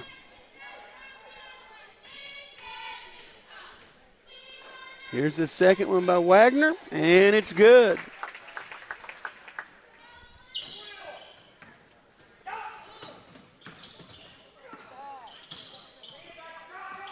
Kobe Bryant throws it away. Well, and they couldn't handle a pass. So that don't go down as a turnover. Corning's basketball. Up top it comes to Cade. To Kyle, looking baseline, penetrates, now gets it baseline, down the baseline, whistle foul. We got a blocking foul. And number 0, Jake Baltimore. It's his first personal foul. Here's a three-pointer on the way, and it's good by Kobe Brownie. And it's a 2-point game with 45 seconds to play. Manila with the lead. Wagner will give it to Mattingly. Looking back door, back to Wagner. He's working on Cade Brownie. Picks up his dribble. Down to 30 seconds to play.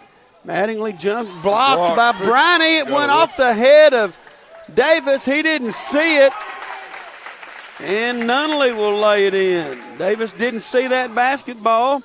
And it went off his head right to a Manila player. Three-pointer on the way, no good. Rebound, Wiedemann. His shot is up and in.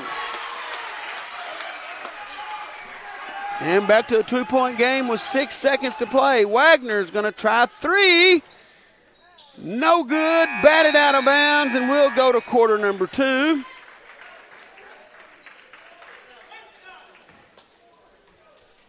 Man, Manila leads it 12-10, and it's amazing that Corning's still in this game. They turned it over 10 times in the first quarter of play.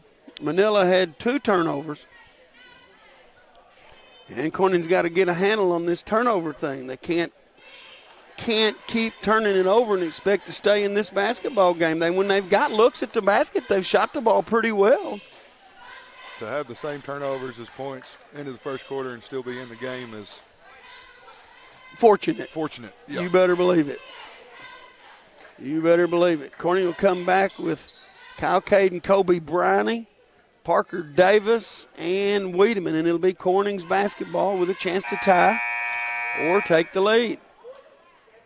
And they've got to figure out this half-court trap defense of the Lions. They are in all the passing lanes. They're quick, got quick hands, and they're creating a lot of problems. And here we go. Kyle Bryant back to Cade. Penetrates to Kyle. Off his hands, but he'll run it down. Spins, looks, gives it back to Cade. Inside to Wiedemann, and he's fouled. The basket's going to count. And it's on number 12. That's Austin Harmon. So a good look down inside. And Corning got the backdoor basket, and we're tied at 12. And the free throw's good. Corning has a 1-point lead, 13-12.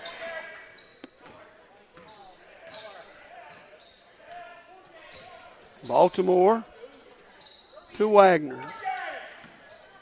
Wagner penetrates, kicks it out to Nunley inside. Now down inside it goes. Wagner's going to shoot it.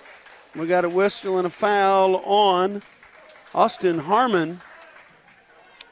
That's his second. And Corning has the basketball with a 1-point lead, and Dax Davison will come into the game. Briney to Wiedemann. Thought about a three. Kicks it left side to Briney. His three is no good. Rebound, Kyle Briney. Kobe's got it again. He's in trouble. Gets it back to Cade. To Kyle. He's going to try three. This one's off the backboard and in. Well, we didn't call it, but we'll take what we can get. And almost a steal by Cade Briney. Davison comes in, and Harmon has a seat. And it'll be Wagner to inbound for the Lions. They get it in to Davison. Back to Wagner, working on Davis. He'll kick it out to Nunley inside. Now they swing it around. Wagner with a three, no good. Rebound, Manila. And Corning just got outsized that time. Wagner's got it inside, and we got a foul. And it's going to be on Wiedemann, I think. It is. He has two. And it'll put Wagner at the free throw line. He's 1 for 1 from there tonight. And he's got 5 points. 6:37 left in the half. Corning with a 4-point lead. Wagner trying to cut into that lead. First one's up and good. Corning leads it by 3, 16-13.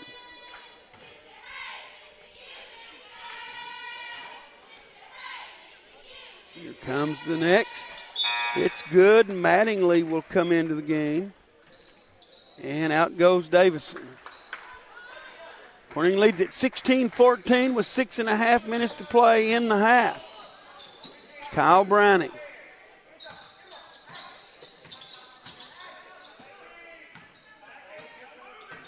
Looking. Skip pass to Kobe. Back to Cade. Now Kyle thought about the baseline. Back to his brother. Penetrate to Wiedemann. Three-pointer, no good. Rebound, Nunley. It's loose, and we got a walking call. Two Manila Lions. Nunley and Costner Smith ran together on that rebound. Wiedemann spins down inside, has it batted free. And Cade Briney runs it down.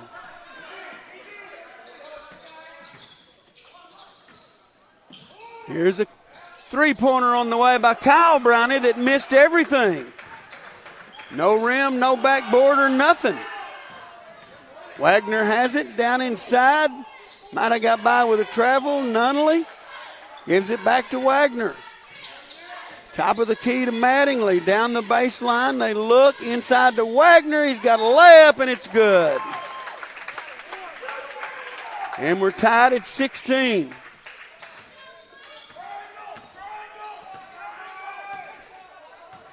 Kyle Briney into the front court. To Cade. To Kobe in the corner, and he throws it away. Got a little cute with that pass, and he threw it away. And it's dunked home by Braden Nunley. And a 2-point lead for Manila. Wiedemann baseline.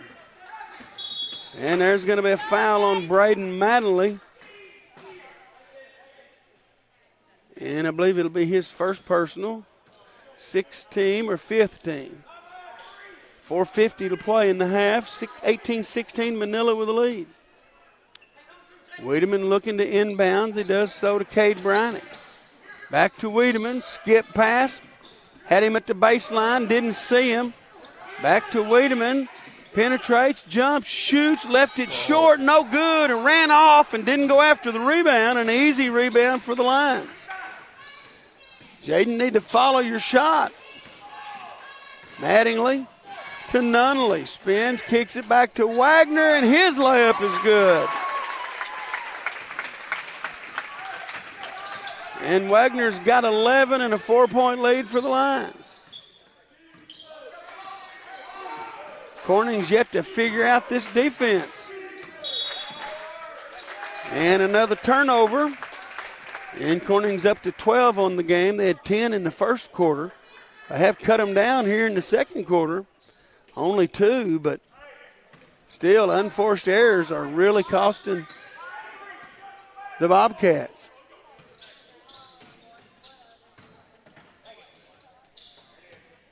Wagner from the free throw line. No good. Wiedemann with the board. And a foul on Wagner. And that'll be his second. Got 4 games at home tomorrow night starting at 4 o'clock. Osceola Seminoles roll into town. Got 4 games tomorrow night. Osceola rolls in. Junior girls play at 4. Senior girls to follow. Then we'll clear the gym. And we'll have junior boys and senior boys against the Seminoles. 4-point lead for Manila, and there's a turnover by Wiedemann. And knocked away, and they throw it away, trying to get it to Wiedemann. They had him for a layup.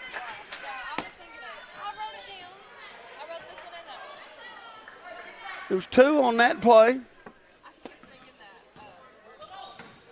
Wagner, baseline to Mattingly. Inside, his running jumper is in and out, no good. Rebound, Cade Briney. Cade into the front court to Kyle. And Corning will set their offense. Cross-court pass to Wiedemann. Back to Briney. Baseline to Kobe. Penetrates. And his running jumper's good. Kobe Briney's got 8, and it's a 2-point game. Wagner all the way to the basket. He'll be fouled by Davis. And he'll have a pair. That's the first foul on Davis. And Wagner will go back to the free throw line. And Camden Hudson will come in after this free throw, and it's up no good. Davis will have a seat. Davis has 2 fouls. I'm sorry. No. He has 1. Second free throw by Wagner is good. And he's got 12 points, and the lead is 3. Kyle Briney spin, cut off, looking for help, gets it to his brother Cade. Cade to Kobe, back to Cade. Kobe penetrates, gives it. Kyle's got it. He's going to try 3. Good. Kyle Briney's got 5, and we're tied at 21.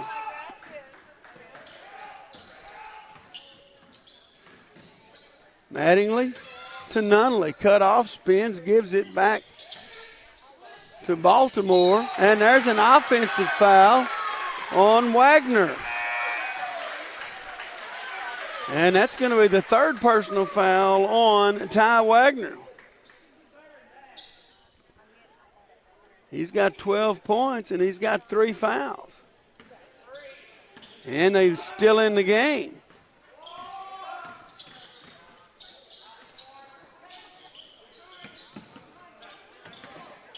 Kyle Briney to Hudson, back to Kyle. Oh, and they throw it away. Another turnover.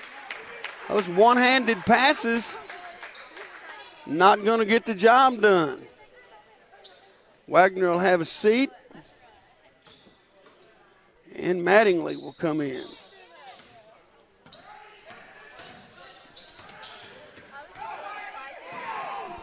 Baseline shot on the way, 3, no good. Rebound, Wiedemann. Corning's got it on the run in a tie game. Kyle Briney, baseline to Kobe, back to Kyle. Now to Cade, left side. Inside it goes, shot up, no foul, no basket. And Wiedemann needs to get back defensively. There's a shot up and in by Jake Baltimore. He's got 5. And it's a 1-point game. A 2-point game. Briney's going to try 3, and it's good. That's Kobe Briney. He's got 11. And Corning has a 1-point lead with 50 seconds left in the half. Mattingly walked with it. And Corning's got it back with 47 seconds left in the half. Will they go for the last shot? You know, you'd like to see them to. I doubt it. I'd like to see them do that, but I don't think they will. I think they'll take the first available. Kyle Briney to Cade. Penetrates back to Kyle. He's going to try three. Good. He's got 8, and Corning leads it by 4, under 30 to play in the first half. That's Mattingly with it. And they kick it out left side to Baltimore. Almost threw it away, does. And Corning's got it back with 13.5 left. Surely they'll take the last shot this time, won't they?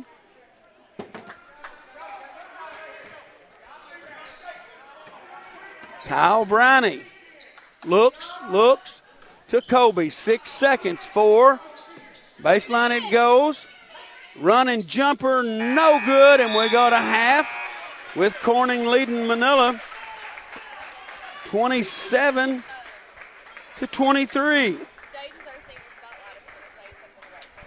Jaden Wiedemann is our senior spotlight. We'll pull up some information on him here in just a second. Jaden Wiedemann is our senior spotlight. Of course, he is a senior, favorite Bobcat memory, going to Harding team camp. Future plans are to attend college and play basketball. Favorite or most influential faculty or staff, he says Coach Kyle and Coach Murray. Favorite TV show is anything basketball. What music is on your playlist these days? He says all kinds of music. What do you miss most after graduation? Going to practice. One thing you would tell younger Bobcat players, you can do anything you set your mind to, play hard and practice harder. And one thing you would thank Coach Murray for, and Jaden says, thank you for pushing me to be a better player and person. Senior spotlight, Jaden Wiedemann. In the first half for the Manila Lions, Jake Baltimore finished with 5 points. Ty Wagner finished with 12 points, and they had 3 personal fouls in the first half. Braden Nunley had 6, and that's all the scoring for Manila. For the Bobcats, Kyle Briney had 8. Kobe Briney had 11. Jaden Wiedemann had 7. And that's all the scoring for the Bobcats. The Bobcats turned it over 15 times in the first quarter, and they lead it by 4. How often you see that? Not very. For the Lions, they turned it over 8 times in the first half. 2 in the first quarter, 6 in the second quarter, as they got a little sloppy in the second quarter. And Corning cut their turnovers in half from the first quarter to the second quarter. They had 10 in the first and only 5 in the second.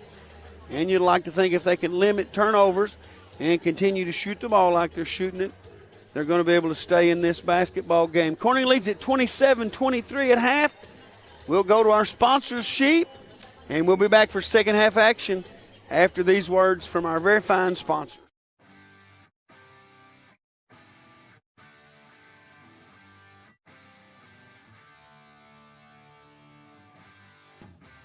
Corning Sports Report would like to take this time to thank Cotter Cox Seeds out of Noble, Arkansas.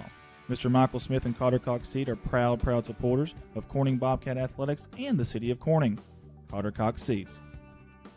A special thanks to Woolard Flying Service out of Corning, Arkansas for supporting Bobcat Athletics. Matt Woolard would like to wish the Corning Bobcats the best of luck this season and also remind them that the sky is the limit. Woolard Flying Service, 870-857-3839. Wiedemann Farms, 561 County Road 131 in Corning, Arkansas. Wiedemann Farms has been serving the Corning community since 1978. Larry and Mary Wiedemann are proud supporters of not only the city of Corning, but of Corning Bobcat Athletics. Wiedemann Farms, go Cats. Corning Sports Report would like to give a shout out to Watson Oil Company for their continued support of Corning Bobcat Athletics. Locally owned, locally operated. Kelly and Chad Watson would like to wish the Corning Bobcats the best of luck on the upcoming season. Watson Oil Company, 406 Southeast 1st Street, Corning, Arkansas. 870-857-0006. A special thanks to Solace Grain Bins and S&L Irrigation on their sponsorship. Whether it's grain bins, wells, pumps, underground pipe, or any service of that nature, Solace Grain Bins and S&L Irrigation will take care of you. Rhonda and Jerry Solace would like to wish the Bobcats the best of luck on the upcoming season. Red Taylor Ford, locally owned and operated by the Taylor family since 1977. Their company has been an integral part of the Corning community since their beginning, participating and or donating to basically every major community project to come before them. They have a top-notch service department with master certified technicians. Contact them for all of your automotive needs at 870-857-3516 or at www.redtaylorford.com. CSR would like to thank Parkview Restaurant of Corning, Arkansas for their sponsorship. Parkview offers breakfast, lunch, and supper, including daily plate lunches, and they have a deli with a variety of lunch meats and nightly specials. Amy and Danny and Jordan are big supporters of Corning Bobcat Athletics. Thank you to Parkview Restaurant. This is Mike Vinson, Certified Public Accountant. I've been a Bobcat fan for as long as I can remember, having worn the black and gold as a student years ago. Join me in supporting our students as they proudly represent our school and community.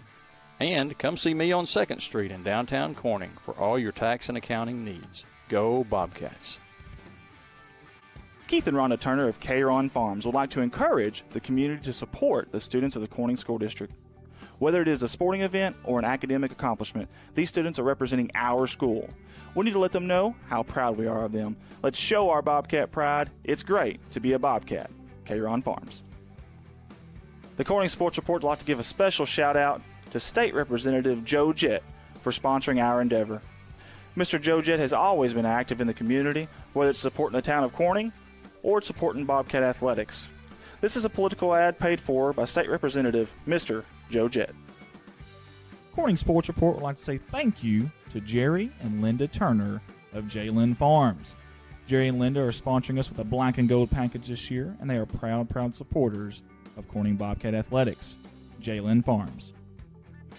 Corning Sports Report would like to give a special shout out to Jeremy and Amanda Wiedemann out of Corning, Arkansas. Extremely kind-hearted people who not only support the community, but they also support the Corning Bobcat Athletics. Jeremy and Amanda Wiedemann. CSR would like to give a special shout out to Heritage Ag out of Hoxie, Arkansas. Serving Arkansas farmers since 1966, leading the farm equipment industry into the 21st century. Call Brody Morrow, salesman, at 870-886-6663 or 870-809-1822, Heritage Agriculture of Arkansas. First National Bank takes the banking experience and customizes it to fit you. Whether it's supporting your Corning Bobcats or saving you time by eliminating trips to the bank, First National Bank puts you first, always. Member FDIC and equal housing lender, First National Bank. Your local Farm Bureau insurance company introducing Ag Promise, an exceptional policy that protects everything farmers rely on. Ag Promise is a competitively priced, easy to understand, and tailored to meet your specific needs. That's Farm Bureau's commitment to you, and they have a team of local agents and adjusters ready to back it up. Give them a call today to protect your agribusiness. It's not complicated. It's a promise. Ag Promise. 870-857-6788.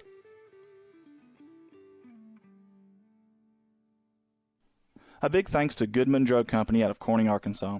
Kathy Goodman and staff would like to invite you to drop by for any of your pharmaceutical needs and or Razorback and Bobcat apparel. Drop by and see them Monday through Friday, 8:30 to 5:30, and Saturday, 9 to 1, or use the convenient drive-thru. Goodman Drug Company out of Corning, Arkansas. CSR would like to say thank you to Clay County Electric and Clay County Connect, a broadband company, for their sponsorship for Bobcat Athletics. To see if you're eligible for Clay County Connect, a broadband company, contact them Monday through Friday, 8 a.m. to 5 p.m. at 870-202-1990. Clay County Electric and Clay County Connect. A special thanks to Civil Engineering Associates for being proud sponsors of Corning Bobcat Athletics. 2 locations, one in Jonesboro, one in Poplar Bluff. Professional engineer John Seelig of CEA would like to wish the Corning Bobcats the best of luck on the upcoming season. CSR would like to give a special thanks to B&B Well Drilling out of Peach Orchard, Arkansas, for their continued support of Corning Bobcat Athletics. Brian and Lisa Bass are proud graduates of Corning High School, and they invite you to call them for any of your well drilling needs. 870-215-3808, B&B Well Drilling. The Corning Sports Report would like to give a special shout out to Boschlicker Brothers Farms for sponsoring our endeavor. The Boschlickers have always been avid Bobcats and avid supporter of all things Corning athletics. Thank you again, Boschlicker Brothers Farms. First Choice Healthcare in Corning, Arkansas, proud. We're back. Halftime coming to a close. And Corning leads it at half 27-23 over the Manila Lions. Overall, not a bad half for the Bobcats. A few too many turnovers, but not a bad half. Playing hard, made some shots, and doing a pretty good job. They'll start out with the same ones who came out. That's Parker Davis, Jaden Wiedemann, and the Brownie triplets. For Manila, it's going to be Baltimore, Wagner, Harmon, Nunley, and Costner-Smith. Keep in mind, Ty Wagner playing with 3 fouls. Corning in a man-to-man. Wagner has it. Looking backdoor. Good job defensively by Wiedemann. Kick it out to Harmon. Harmon at the free throw line to Nunley. Down inside, a whistle and a foul, and it'll go. Number 2, Kyle Brownie. And Nunley found a hole in Corning's defense, and they didn't get any help. Not only that, but they committed to personal. And the old-fashioned three-point play, and it's a 1-point lead for Corning.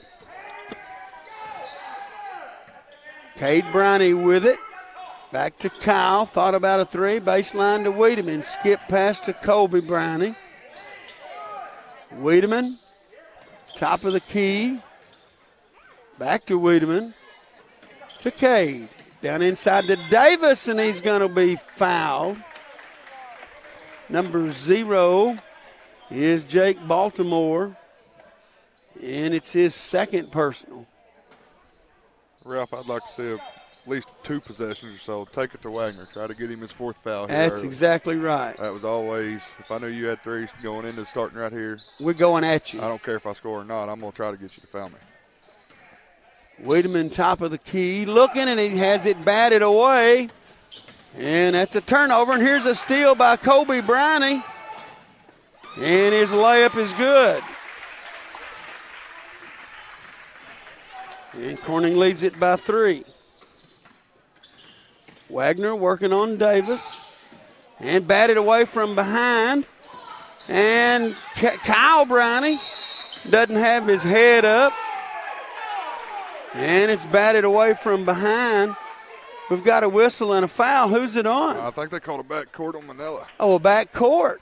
He stole it and crossed Really? the line in the process of stealing it. Nonetheless, Corning gets it back. They've got a 3-point lead. Kyle Brownie to Wiedemann. Skip to Cade. Back to Kyle, looking. Baseline, now Kobe's got it. They go around the horn, baseline to Wiedemann. Penetrates, back to Kyle. Thought about a 3, gives it to Cade, and he almost throws it away. We can almost fake that pass and get them jumping out in that passing lane and then go at the basket with it. And there's a turnover as Cade Brownie throws it away. Nunley's got it. Harmon now for the Lions. To Wagner, 3-pointer, no good. Rebound, Cade Brownie. Wagner got a good look at it, couldn't get it to drop. Baseline to Wiedemann. And he throws it off of Harmon out of bounds. Mattingly's going to come in. Austin Harmon's going to have a seat.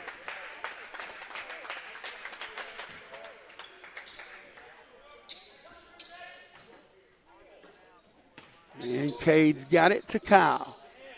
Kyle way away from the basket as they set the offense. They're going to get Colby on the baseline. Cade Brownie penetrates baseline. Wiedemann had to skip pass, didn't see it or couldn't get it there. And Corning needs to be just a little quicker passing the basketball. And he walked with it.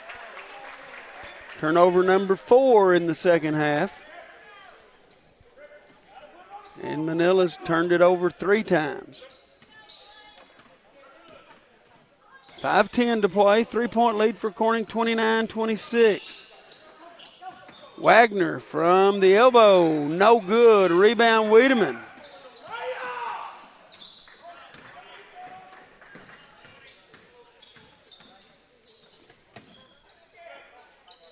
Kyle Brownie's got it. Picks up his dribble. Gives it to Cade. Baseline to Wiedemann.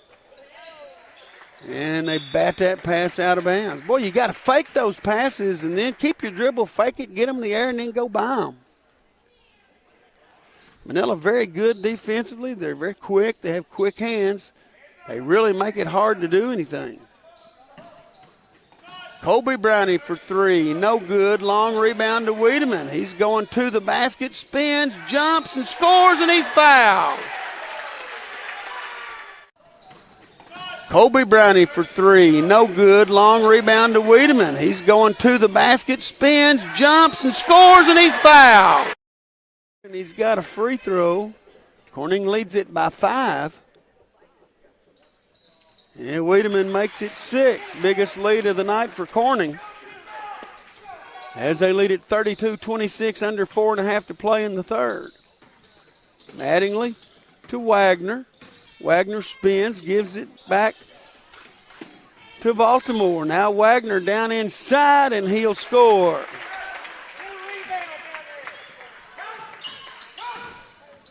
And Corning almost turned it over. Wiedemann came up with it to Colby Brownie. I tell you, they close out really fast on these shooters. And he walked with it, got away with it. Corning caught a break. Almost walked again. Skip pass, 3-pointer, good. First basket of the night for Cade Brownie. Corning leads it by 7, 35-28. Wagner, Nunley inside. Wagner's got it back. Free throw line, he'll give it to Baltimore. Kick it out to Mattingly, and we got a foul. And that's going to be Cade Brownie, his second. And Manila now trying to drive to the basket with a basketball. And it comes to Smith. Now Wagner. And back to Baltimore, and they'll reset. 4 high to Wagner left side. Looking for a cutter. He's got him wide open. And Corning blew a defensive coverage as they didn't switch that screen. And an easy basket for Baltimore. 5-point lead for Corning. Cade Brownie to Kyle. Spins.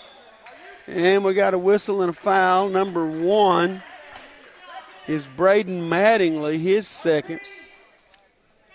And Davis to inbound under his own basket. Got a man up top. Gets it, almost throws it away. Had Cade Brownie top of the key. Didn't see him. Tried to get it into Wiedemann, and it's batted out of bounds by Mattingly. And here comes the substitute. That's going to be Davison. And having a seat is Costner Smith.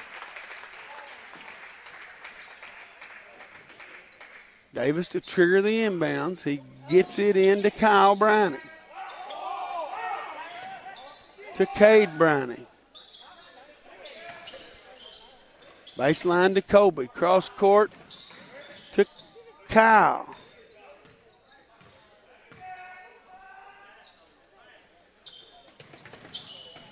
Wiedemann on the baseline. Pump fakes, penetrates, skips to Colby Brownie. 3-pointer, no good. Long rebound, chased down in the corner by Mattingly. 2:20 left in the third quarter.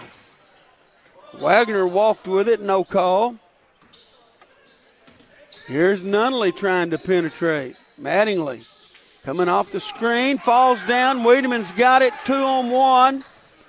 And a good break. Good job by Kobe Browning. And they run that break just right. Wiedemann gave it up and got it back for the layup. Wagner down inside, and he'll be fouled by Davis, his second.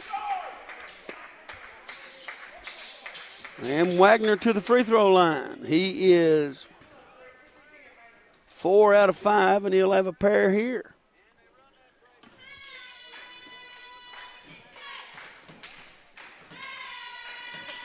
Wagner's free throw's up and good.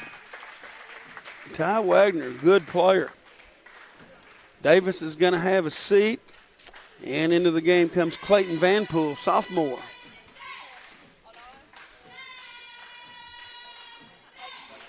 And he got the next one. And it's a 5-point lead for the Bobcats. 37-32. Kyle Briney spins and almost throws it away. Harmon's going to come back in. And out comes Mattingly.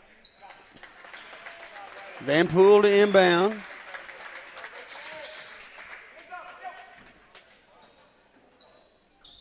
Gets it into Kyle Briney. And they're going to put Wiedemann in the post now. Bounce pass.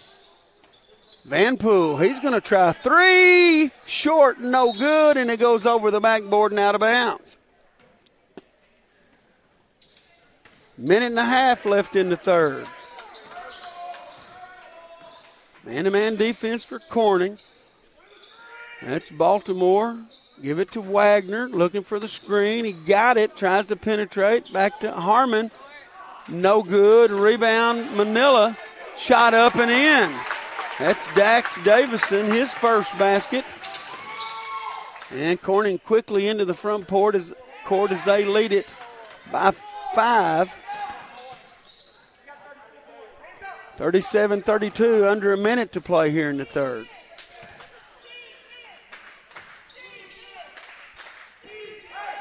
Cade Briney with it, now to Kyle.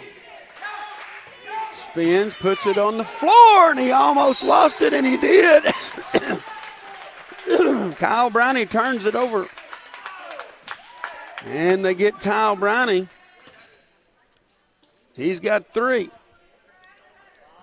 42 seconds left in the third quarter. Corning leads it by 3, 37-34. Into Baltimore and tried to get it back to Wagner. It's stolen away by Kobe Briney. Good defensive play by Briney as he read that like a book. 30 seconds to play in the third. And Kyle Briney almost turns it over again. Corning's got 5 turnovers in this third quarter. We've got 28 seconds to play. Corning leads it by 3. Into Kyle Briney. Penetrates to Cade. Cade trying to get around his man. He does so. Gets it to Kyle Browning. Now back to Cade. 15 to play. In the third. Vanpool. Oh, and that's going to be intercepted. An ill-advised pass by Vanpool. And an easy steal for Nunley. It's batted away. Briney's got it. And we've got a whistle and a foul. Or what, we got a timeout? Yep. And Briney called a timeout with 4.4 seconds to play. Vanpool's going to have a seat. Davis back in the game. And Corning's got 4.4 seconds to go the length of the floor and get a shot. Just prior to the end of this third quarter, they lead it 37-34.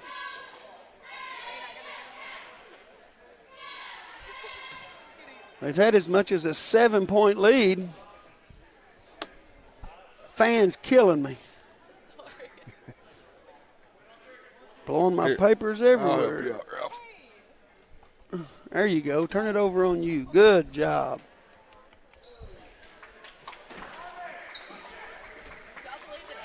Here comes Briney with it to Wiedemann.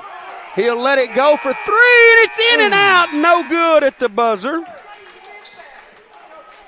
And Corning will go to the fourth quarter with a 3-point lead.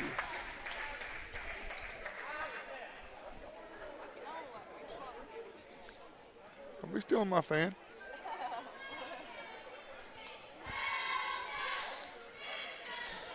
Well, Corning leads at 37-34 as we go to the fourth quarter.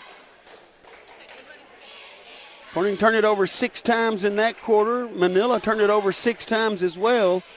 Corning's got 21 turnovers for the game.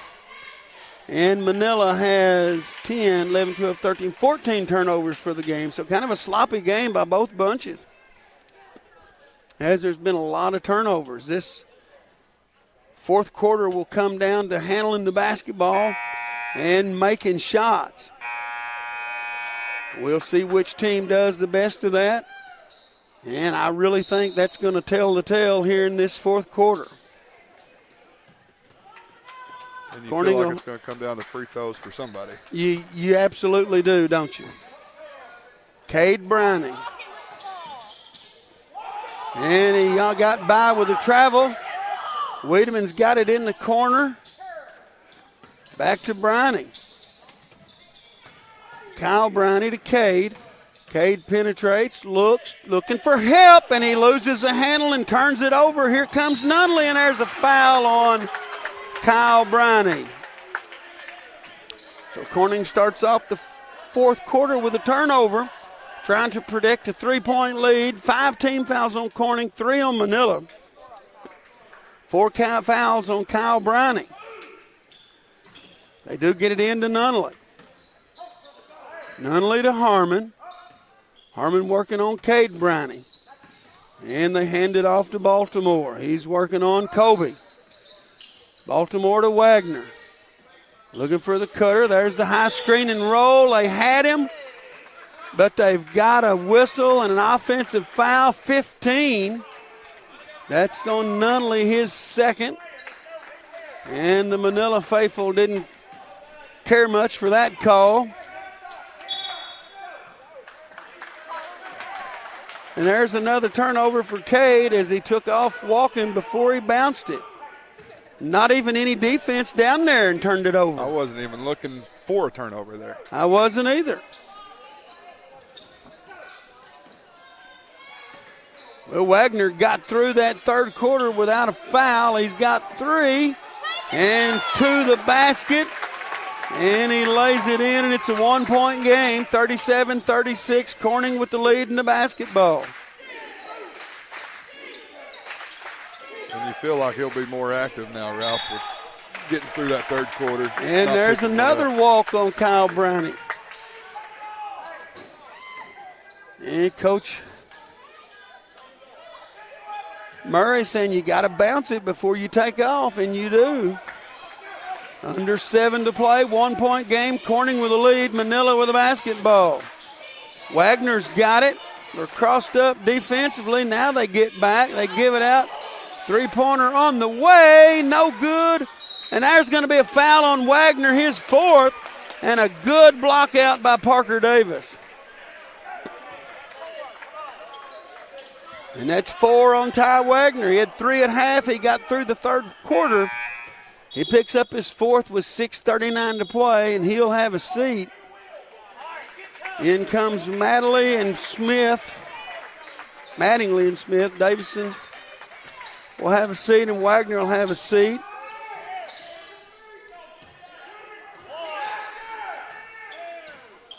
Brownie gets it to Cade. Back to Kyle. Thought about a 3. Give it. Baseline, top of the key. Back to Brownie. He'll take a 3, and it's good. That is Kyle Brownie, I think. I can't see his number. That is Kyle Brownie. Nunley in the lane, looking, gets it back to Mattingly. His driving layup is good. It's his first basket. Under 6 to play, 1-point game. Another 3 on the way. Good, Kyle Brownie. He's got 15. And Corning leads it by 5, 43-38. Mattingly, baseline it goes, shot up and in by Baltimore. Kobe Brownie in the front court, and there's a travel on Cade. And Corning's going to take a full timeout with 5:26 to play. They lead at 43-40. And Corning's turned it over. Did you get that last turnover? 3 times here in the fourth quarter. Manila's turned it over once. And Corning still hanging on to a 3-point lead, 43-40. Kyle Brownie has 4 fouls for Corning and a host of players with 2. For Manila, Ty Wagner has 4 fouls, and then they've got several with 2. So no really bad foul trouble except for Kyle Brownie and Ty Wagner, both with 4. 5:26 left in this fourth quarter. And I really think it's going to come down to turnovers. Corning's up to 24 turnovers for the game. And Manila has coughed it up 15 times. 3-point lead for the Bobcats as Baltimore brings it into the front court for the Lions. To Nunley, they're switching the screens. Down inside as it batted away and stolen away by Kobe Brownie. Good switch, good defense to Kyle. Kyle's double team, spins, foul, no call. And he finally gets it back to Kobe. To Wiedemann. His pass is batted, but Kobe Brownie's got it. Back to Wiedemann. Back to Brownie. And there's a kicked ball. And that'll be a violation. It'll belong to Corning. Kyle Brownie to inbound. He gets it into Kobe. Back to Kyle. Kobe penetrates, looking, and he throws it away. And here comes Mattingly, and his layup is good. So another unforced error and another 2 for Manila, and it's a 1-point game. Now the crowd from Manila's into it. And Brownie's going to shoot a long 3 and make it. They left him wide open. And he pulled the trigger, and Corning's leads 4. Nunnally to Mattingly. Now Baltimore, baseline it goes to Mattingly. He gives to Nunnally. Nunnally to Harmon. Harmon to Baltimore. Back to Harmon. Inside it goes Nunnally from 15. Good. And we've got a timeout in Manila with a 2-point game.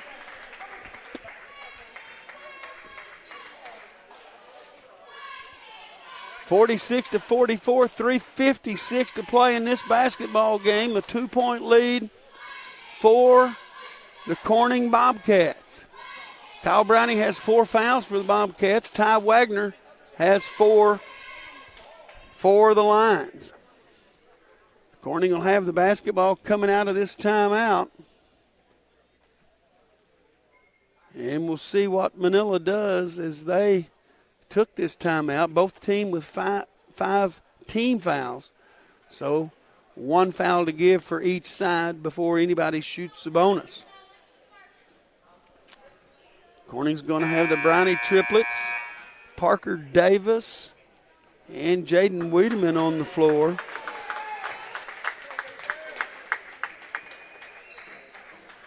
Out of this timeout. And here we go. Kyle Brownie with the dribble, looking for help. About to get trapped, still looking for help. Tries to penetrate. Down inside, picks his dribble up and gives it away to Cade Brownie. Back to Kyle. To Kobe. Now Kyle has it. Baseline to Wiedemann. Looking for a cutter. Nobody there. Down the baseline, whistle foul, and that's going to be on Jake Baltimore. And that's his third personal, and Davis will inbounds from the baseline. 3:21 to play. Corning leads at 46-44.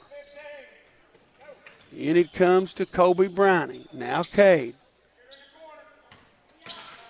Cade to Kobe. A long three is no good. He missed everything.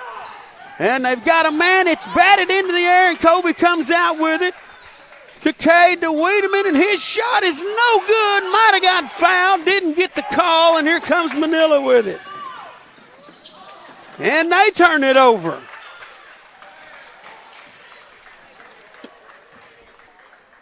And Wagner's going to come back into this game under 3 to play. He'll come in at the next dead ball. Kyle to Kobe. To Cade. Looking. Now Wiedemann's got it. Inside to Davis, and he'll lay it in. What a good look. What a good look by Wiedemann, and Davis got his first 2 of the game. Mattingly down inside, kicks it out to Nunley. Now Harmon's got it, back to Nunley. Gives it to Baltimore. Baseline 3. Nunley, no good. Rebound. Kobe Briney. Cade into the front court. Back to Kyle. He's trapped. Looking. Gets it away to Cade. Under 2 to play.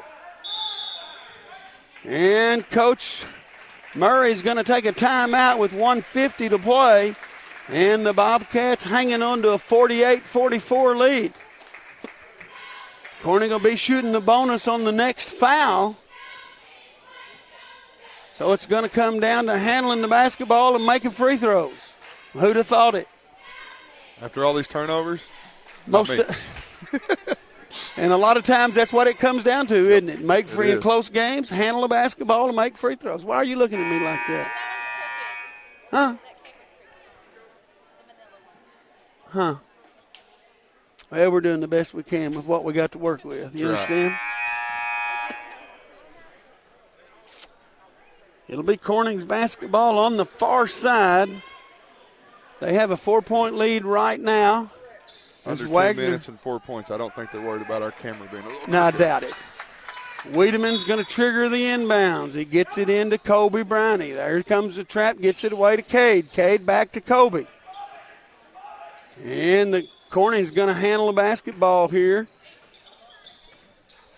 Wiedemann's got it. Minute and a half to play. Wiedemann puts it on the floor, back to Cade. Now Kobe's got it, baseline to Kyle. Kobe Briney, and there's a foul on Nunley. And that'll make his third, I think, and it's going to send Kobe Briney to the free throw line to shoot the bonus. So now can you make free throws? 1:15 to play. 4-point lead for Corning. And the first one by Briney is up and in. And he'll have a shot at the second one to make it a 6-point game. And he got them both. Corning has a 6-point lead. Now they need a stop defensively. Can they get the stop? Here comes Wagner to Harmon. Harmon in the paint, back to Wagner. 3 on the way, no good. Rebound Nunley, and it's batted away by Kyle Brown, and Corning's got it back under a minute to play. And they've got a 6-point lead, and Nunley picks up his 4th foul as he'll foul Wiedemann and send him to the free throw line to shoot the bonus. If he can make this 2, he can make it hurt. Wiedemann at the free throw line. And it's short, no good. Rebounded by Nunley. Here comes Wagner with it. Wagner to Harmon all the way to the basket, and his shot is up and in. It's his first basket of the night. It's a 4-point lead with 46 seconds to play. Well, Corning had a chance to make it 8, couldn't convert on the free throws. Now it's a 4, so that's a 4-point swing. And they'll have the basketball and undoubtedly be facing some backcourt pressure, I would think. What would you think? Huh? I wasn't paying attention. I said, don't you think they'll be facing some backcourt pressure? Yeah, they better pray. And I don't know how many timeouts each team has got left. The scoreboard says Corning has 2 and Manila has 3. I really don't think that's right. But we'll see. And we are going to have backcourt pressure by the lines. 46 seconds to play. You might see a home run shot here. Wiedemann to inbound. They get it into Kobe Briney, and he's going to be fouled by Dax Davison, his first. And Kobe Briney will shoot the 1-and-1. The next foul on Manila will be the double bonus. Corning still has a foul to give, and only a second and 3/10 ran off the clock as they fouled immediately. Briney's free throw is no good, and it's out of bounds. It'll be Corning's basketball. Corning catches a break as Parker Davis was in there battling for that rebound. Nunley and Wagner will come out of the game, both with 4 fouls. And Davis to inbound. He gets it into Kobe Briney. And Davison's going to foul him out near midcourt. And Briney will shoot a pair this time. I believe it's a double bonus. 39.9 seconds to play.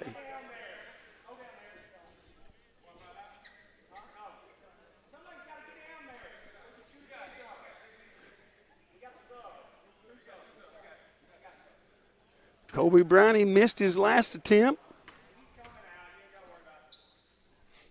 And he missed that one. So Corning's missed 3 free throws in a row. 3 in a row. You got to make a free throw. All of them's been short. We'll see if Kobe can get this one over the front of the rim and in the basket. And he does. He made an adjustment, and it's a 5-point lead. Corning needs a stop. They need a stop. Wagner going to penetrate, kick it out to Nunley.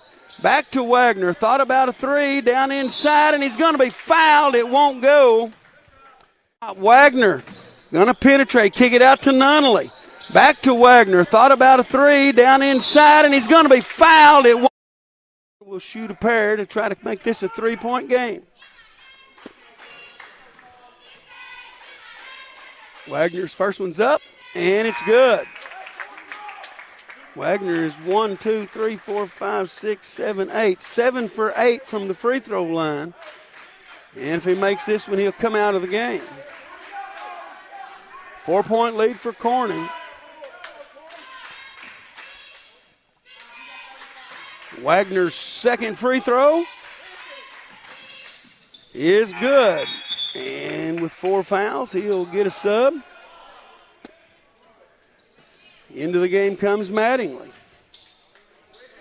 Wiedemann to inbound for Corning. 3-point game, 29 seconds. Gets it into Kobe Briney, and he's going to be fouled immediately as Costner Smith fouls him. And it comes down to free throws, Zach. We talked about that. We did. You got to make free very throws. many yet. Kobe Briney has a pair. He is 3 out of 5 for 60%. And that one's short, no good. Corning giving Manila every opportunity to win this basketball game as they can't convert on free throws. Kobe Briney has 16 points. He's looking for his 17th, and it'd be a big one. And he got that one to go. And it's a 4-point game. Corning needs a stop. Can they get it? Wagner all the way to the basket. It's good, and count it. And it's a 4-point game. Corning needs a stop. Can they get it? Wagner all the way to the basket. It's good. Make it a 1-point game with 20.9 seconds to play with a free throw. And he has been almost automatic.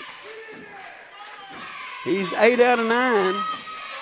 And he got it, and it's a 1-point lead for Corning now. But I didn't see much of a foul there, did you? I didn't either. Not the way they've been letting them play tonight. And it's a 1-point lead, 52-51 for the Bobcats, as they failed to convert on free throws here in the fourth quarter. They've kind of cleaned up the turnover deal, but they've missed some crucial free throws, and they've let Manila claw back into this basketball game.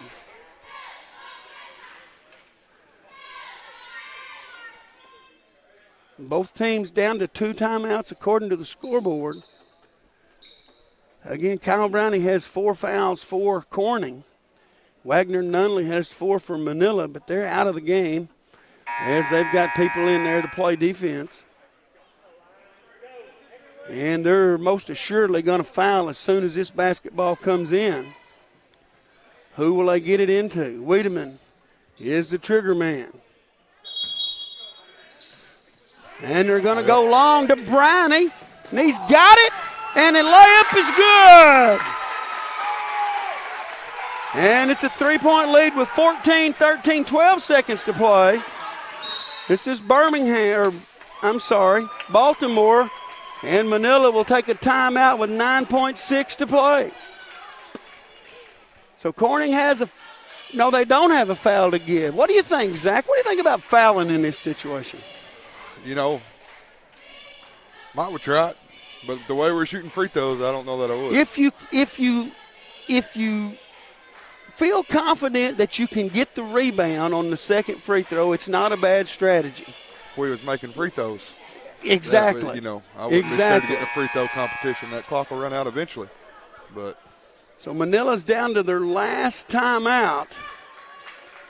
They have 1 remaining, so if they score, they can take a timeout.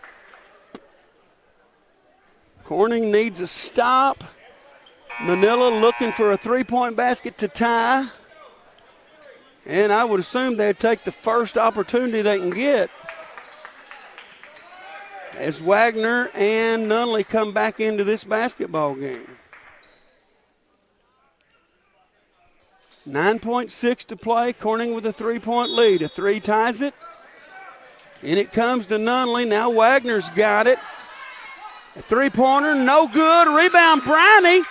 And he'll be fouled with 2.9 to play. 1 free throw, Zach, seals the deal. Good defense by Parker Davis that time. And Kobe Brownie back to the free throw line. He needs 1 or 2 to seal the deal. Here's the first one. It's short, no good. Will he make the second one? We'll know in a second. Brownie's second one is up, and it's no good. Wagner's going to let it go at the buzzer. No good, and Corning escapes with a 3-point home victory over the Manila Lions, 54-51. Well, it wasn't pretty, as Corning had a slew of turnovers, and they missed a bunch of free throws down the stretch. But they get out of here with a 54-51 win, and that's a huge win for Corning. What's that? 25 turnovers. 25 turnovers for Corning. You're not going to win many games turning the ball over 25 times. 19 turnovers for Manila, so they weren't much better. That saved us. Let's see. Corning shot 11 free throws, and they made 6, so just over 50% from the free throw line, and that won't get it done in a lot of close games. But it did tonight. For Corning, Kyle Brownie finished with 17 points. Cade Brownie had 3. Kobe Brownie had 11, 12, 13, 14, 19. Wiedemann had 12. Davis had 2. For Manila, Jake Baltimore had 9. Braden Mattingly had 4. Ty Wagner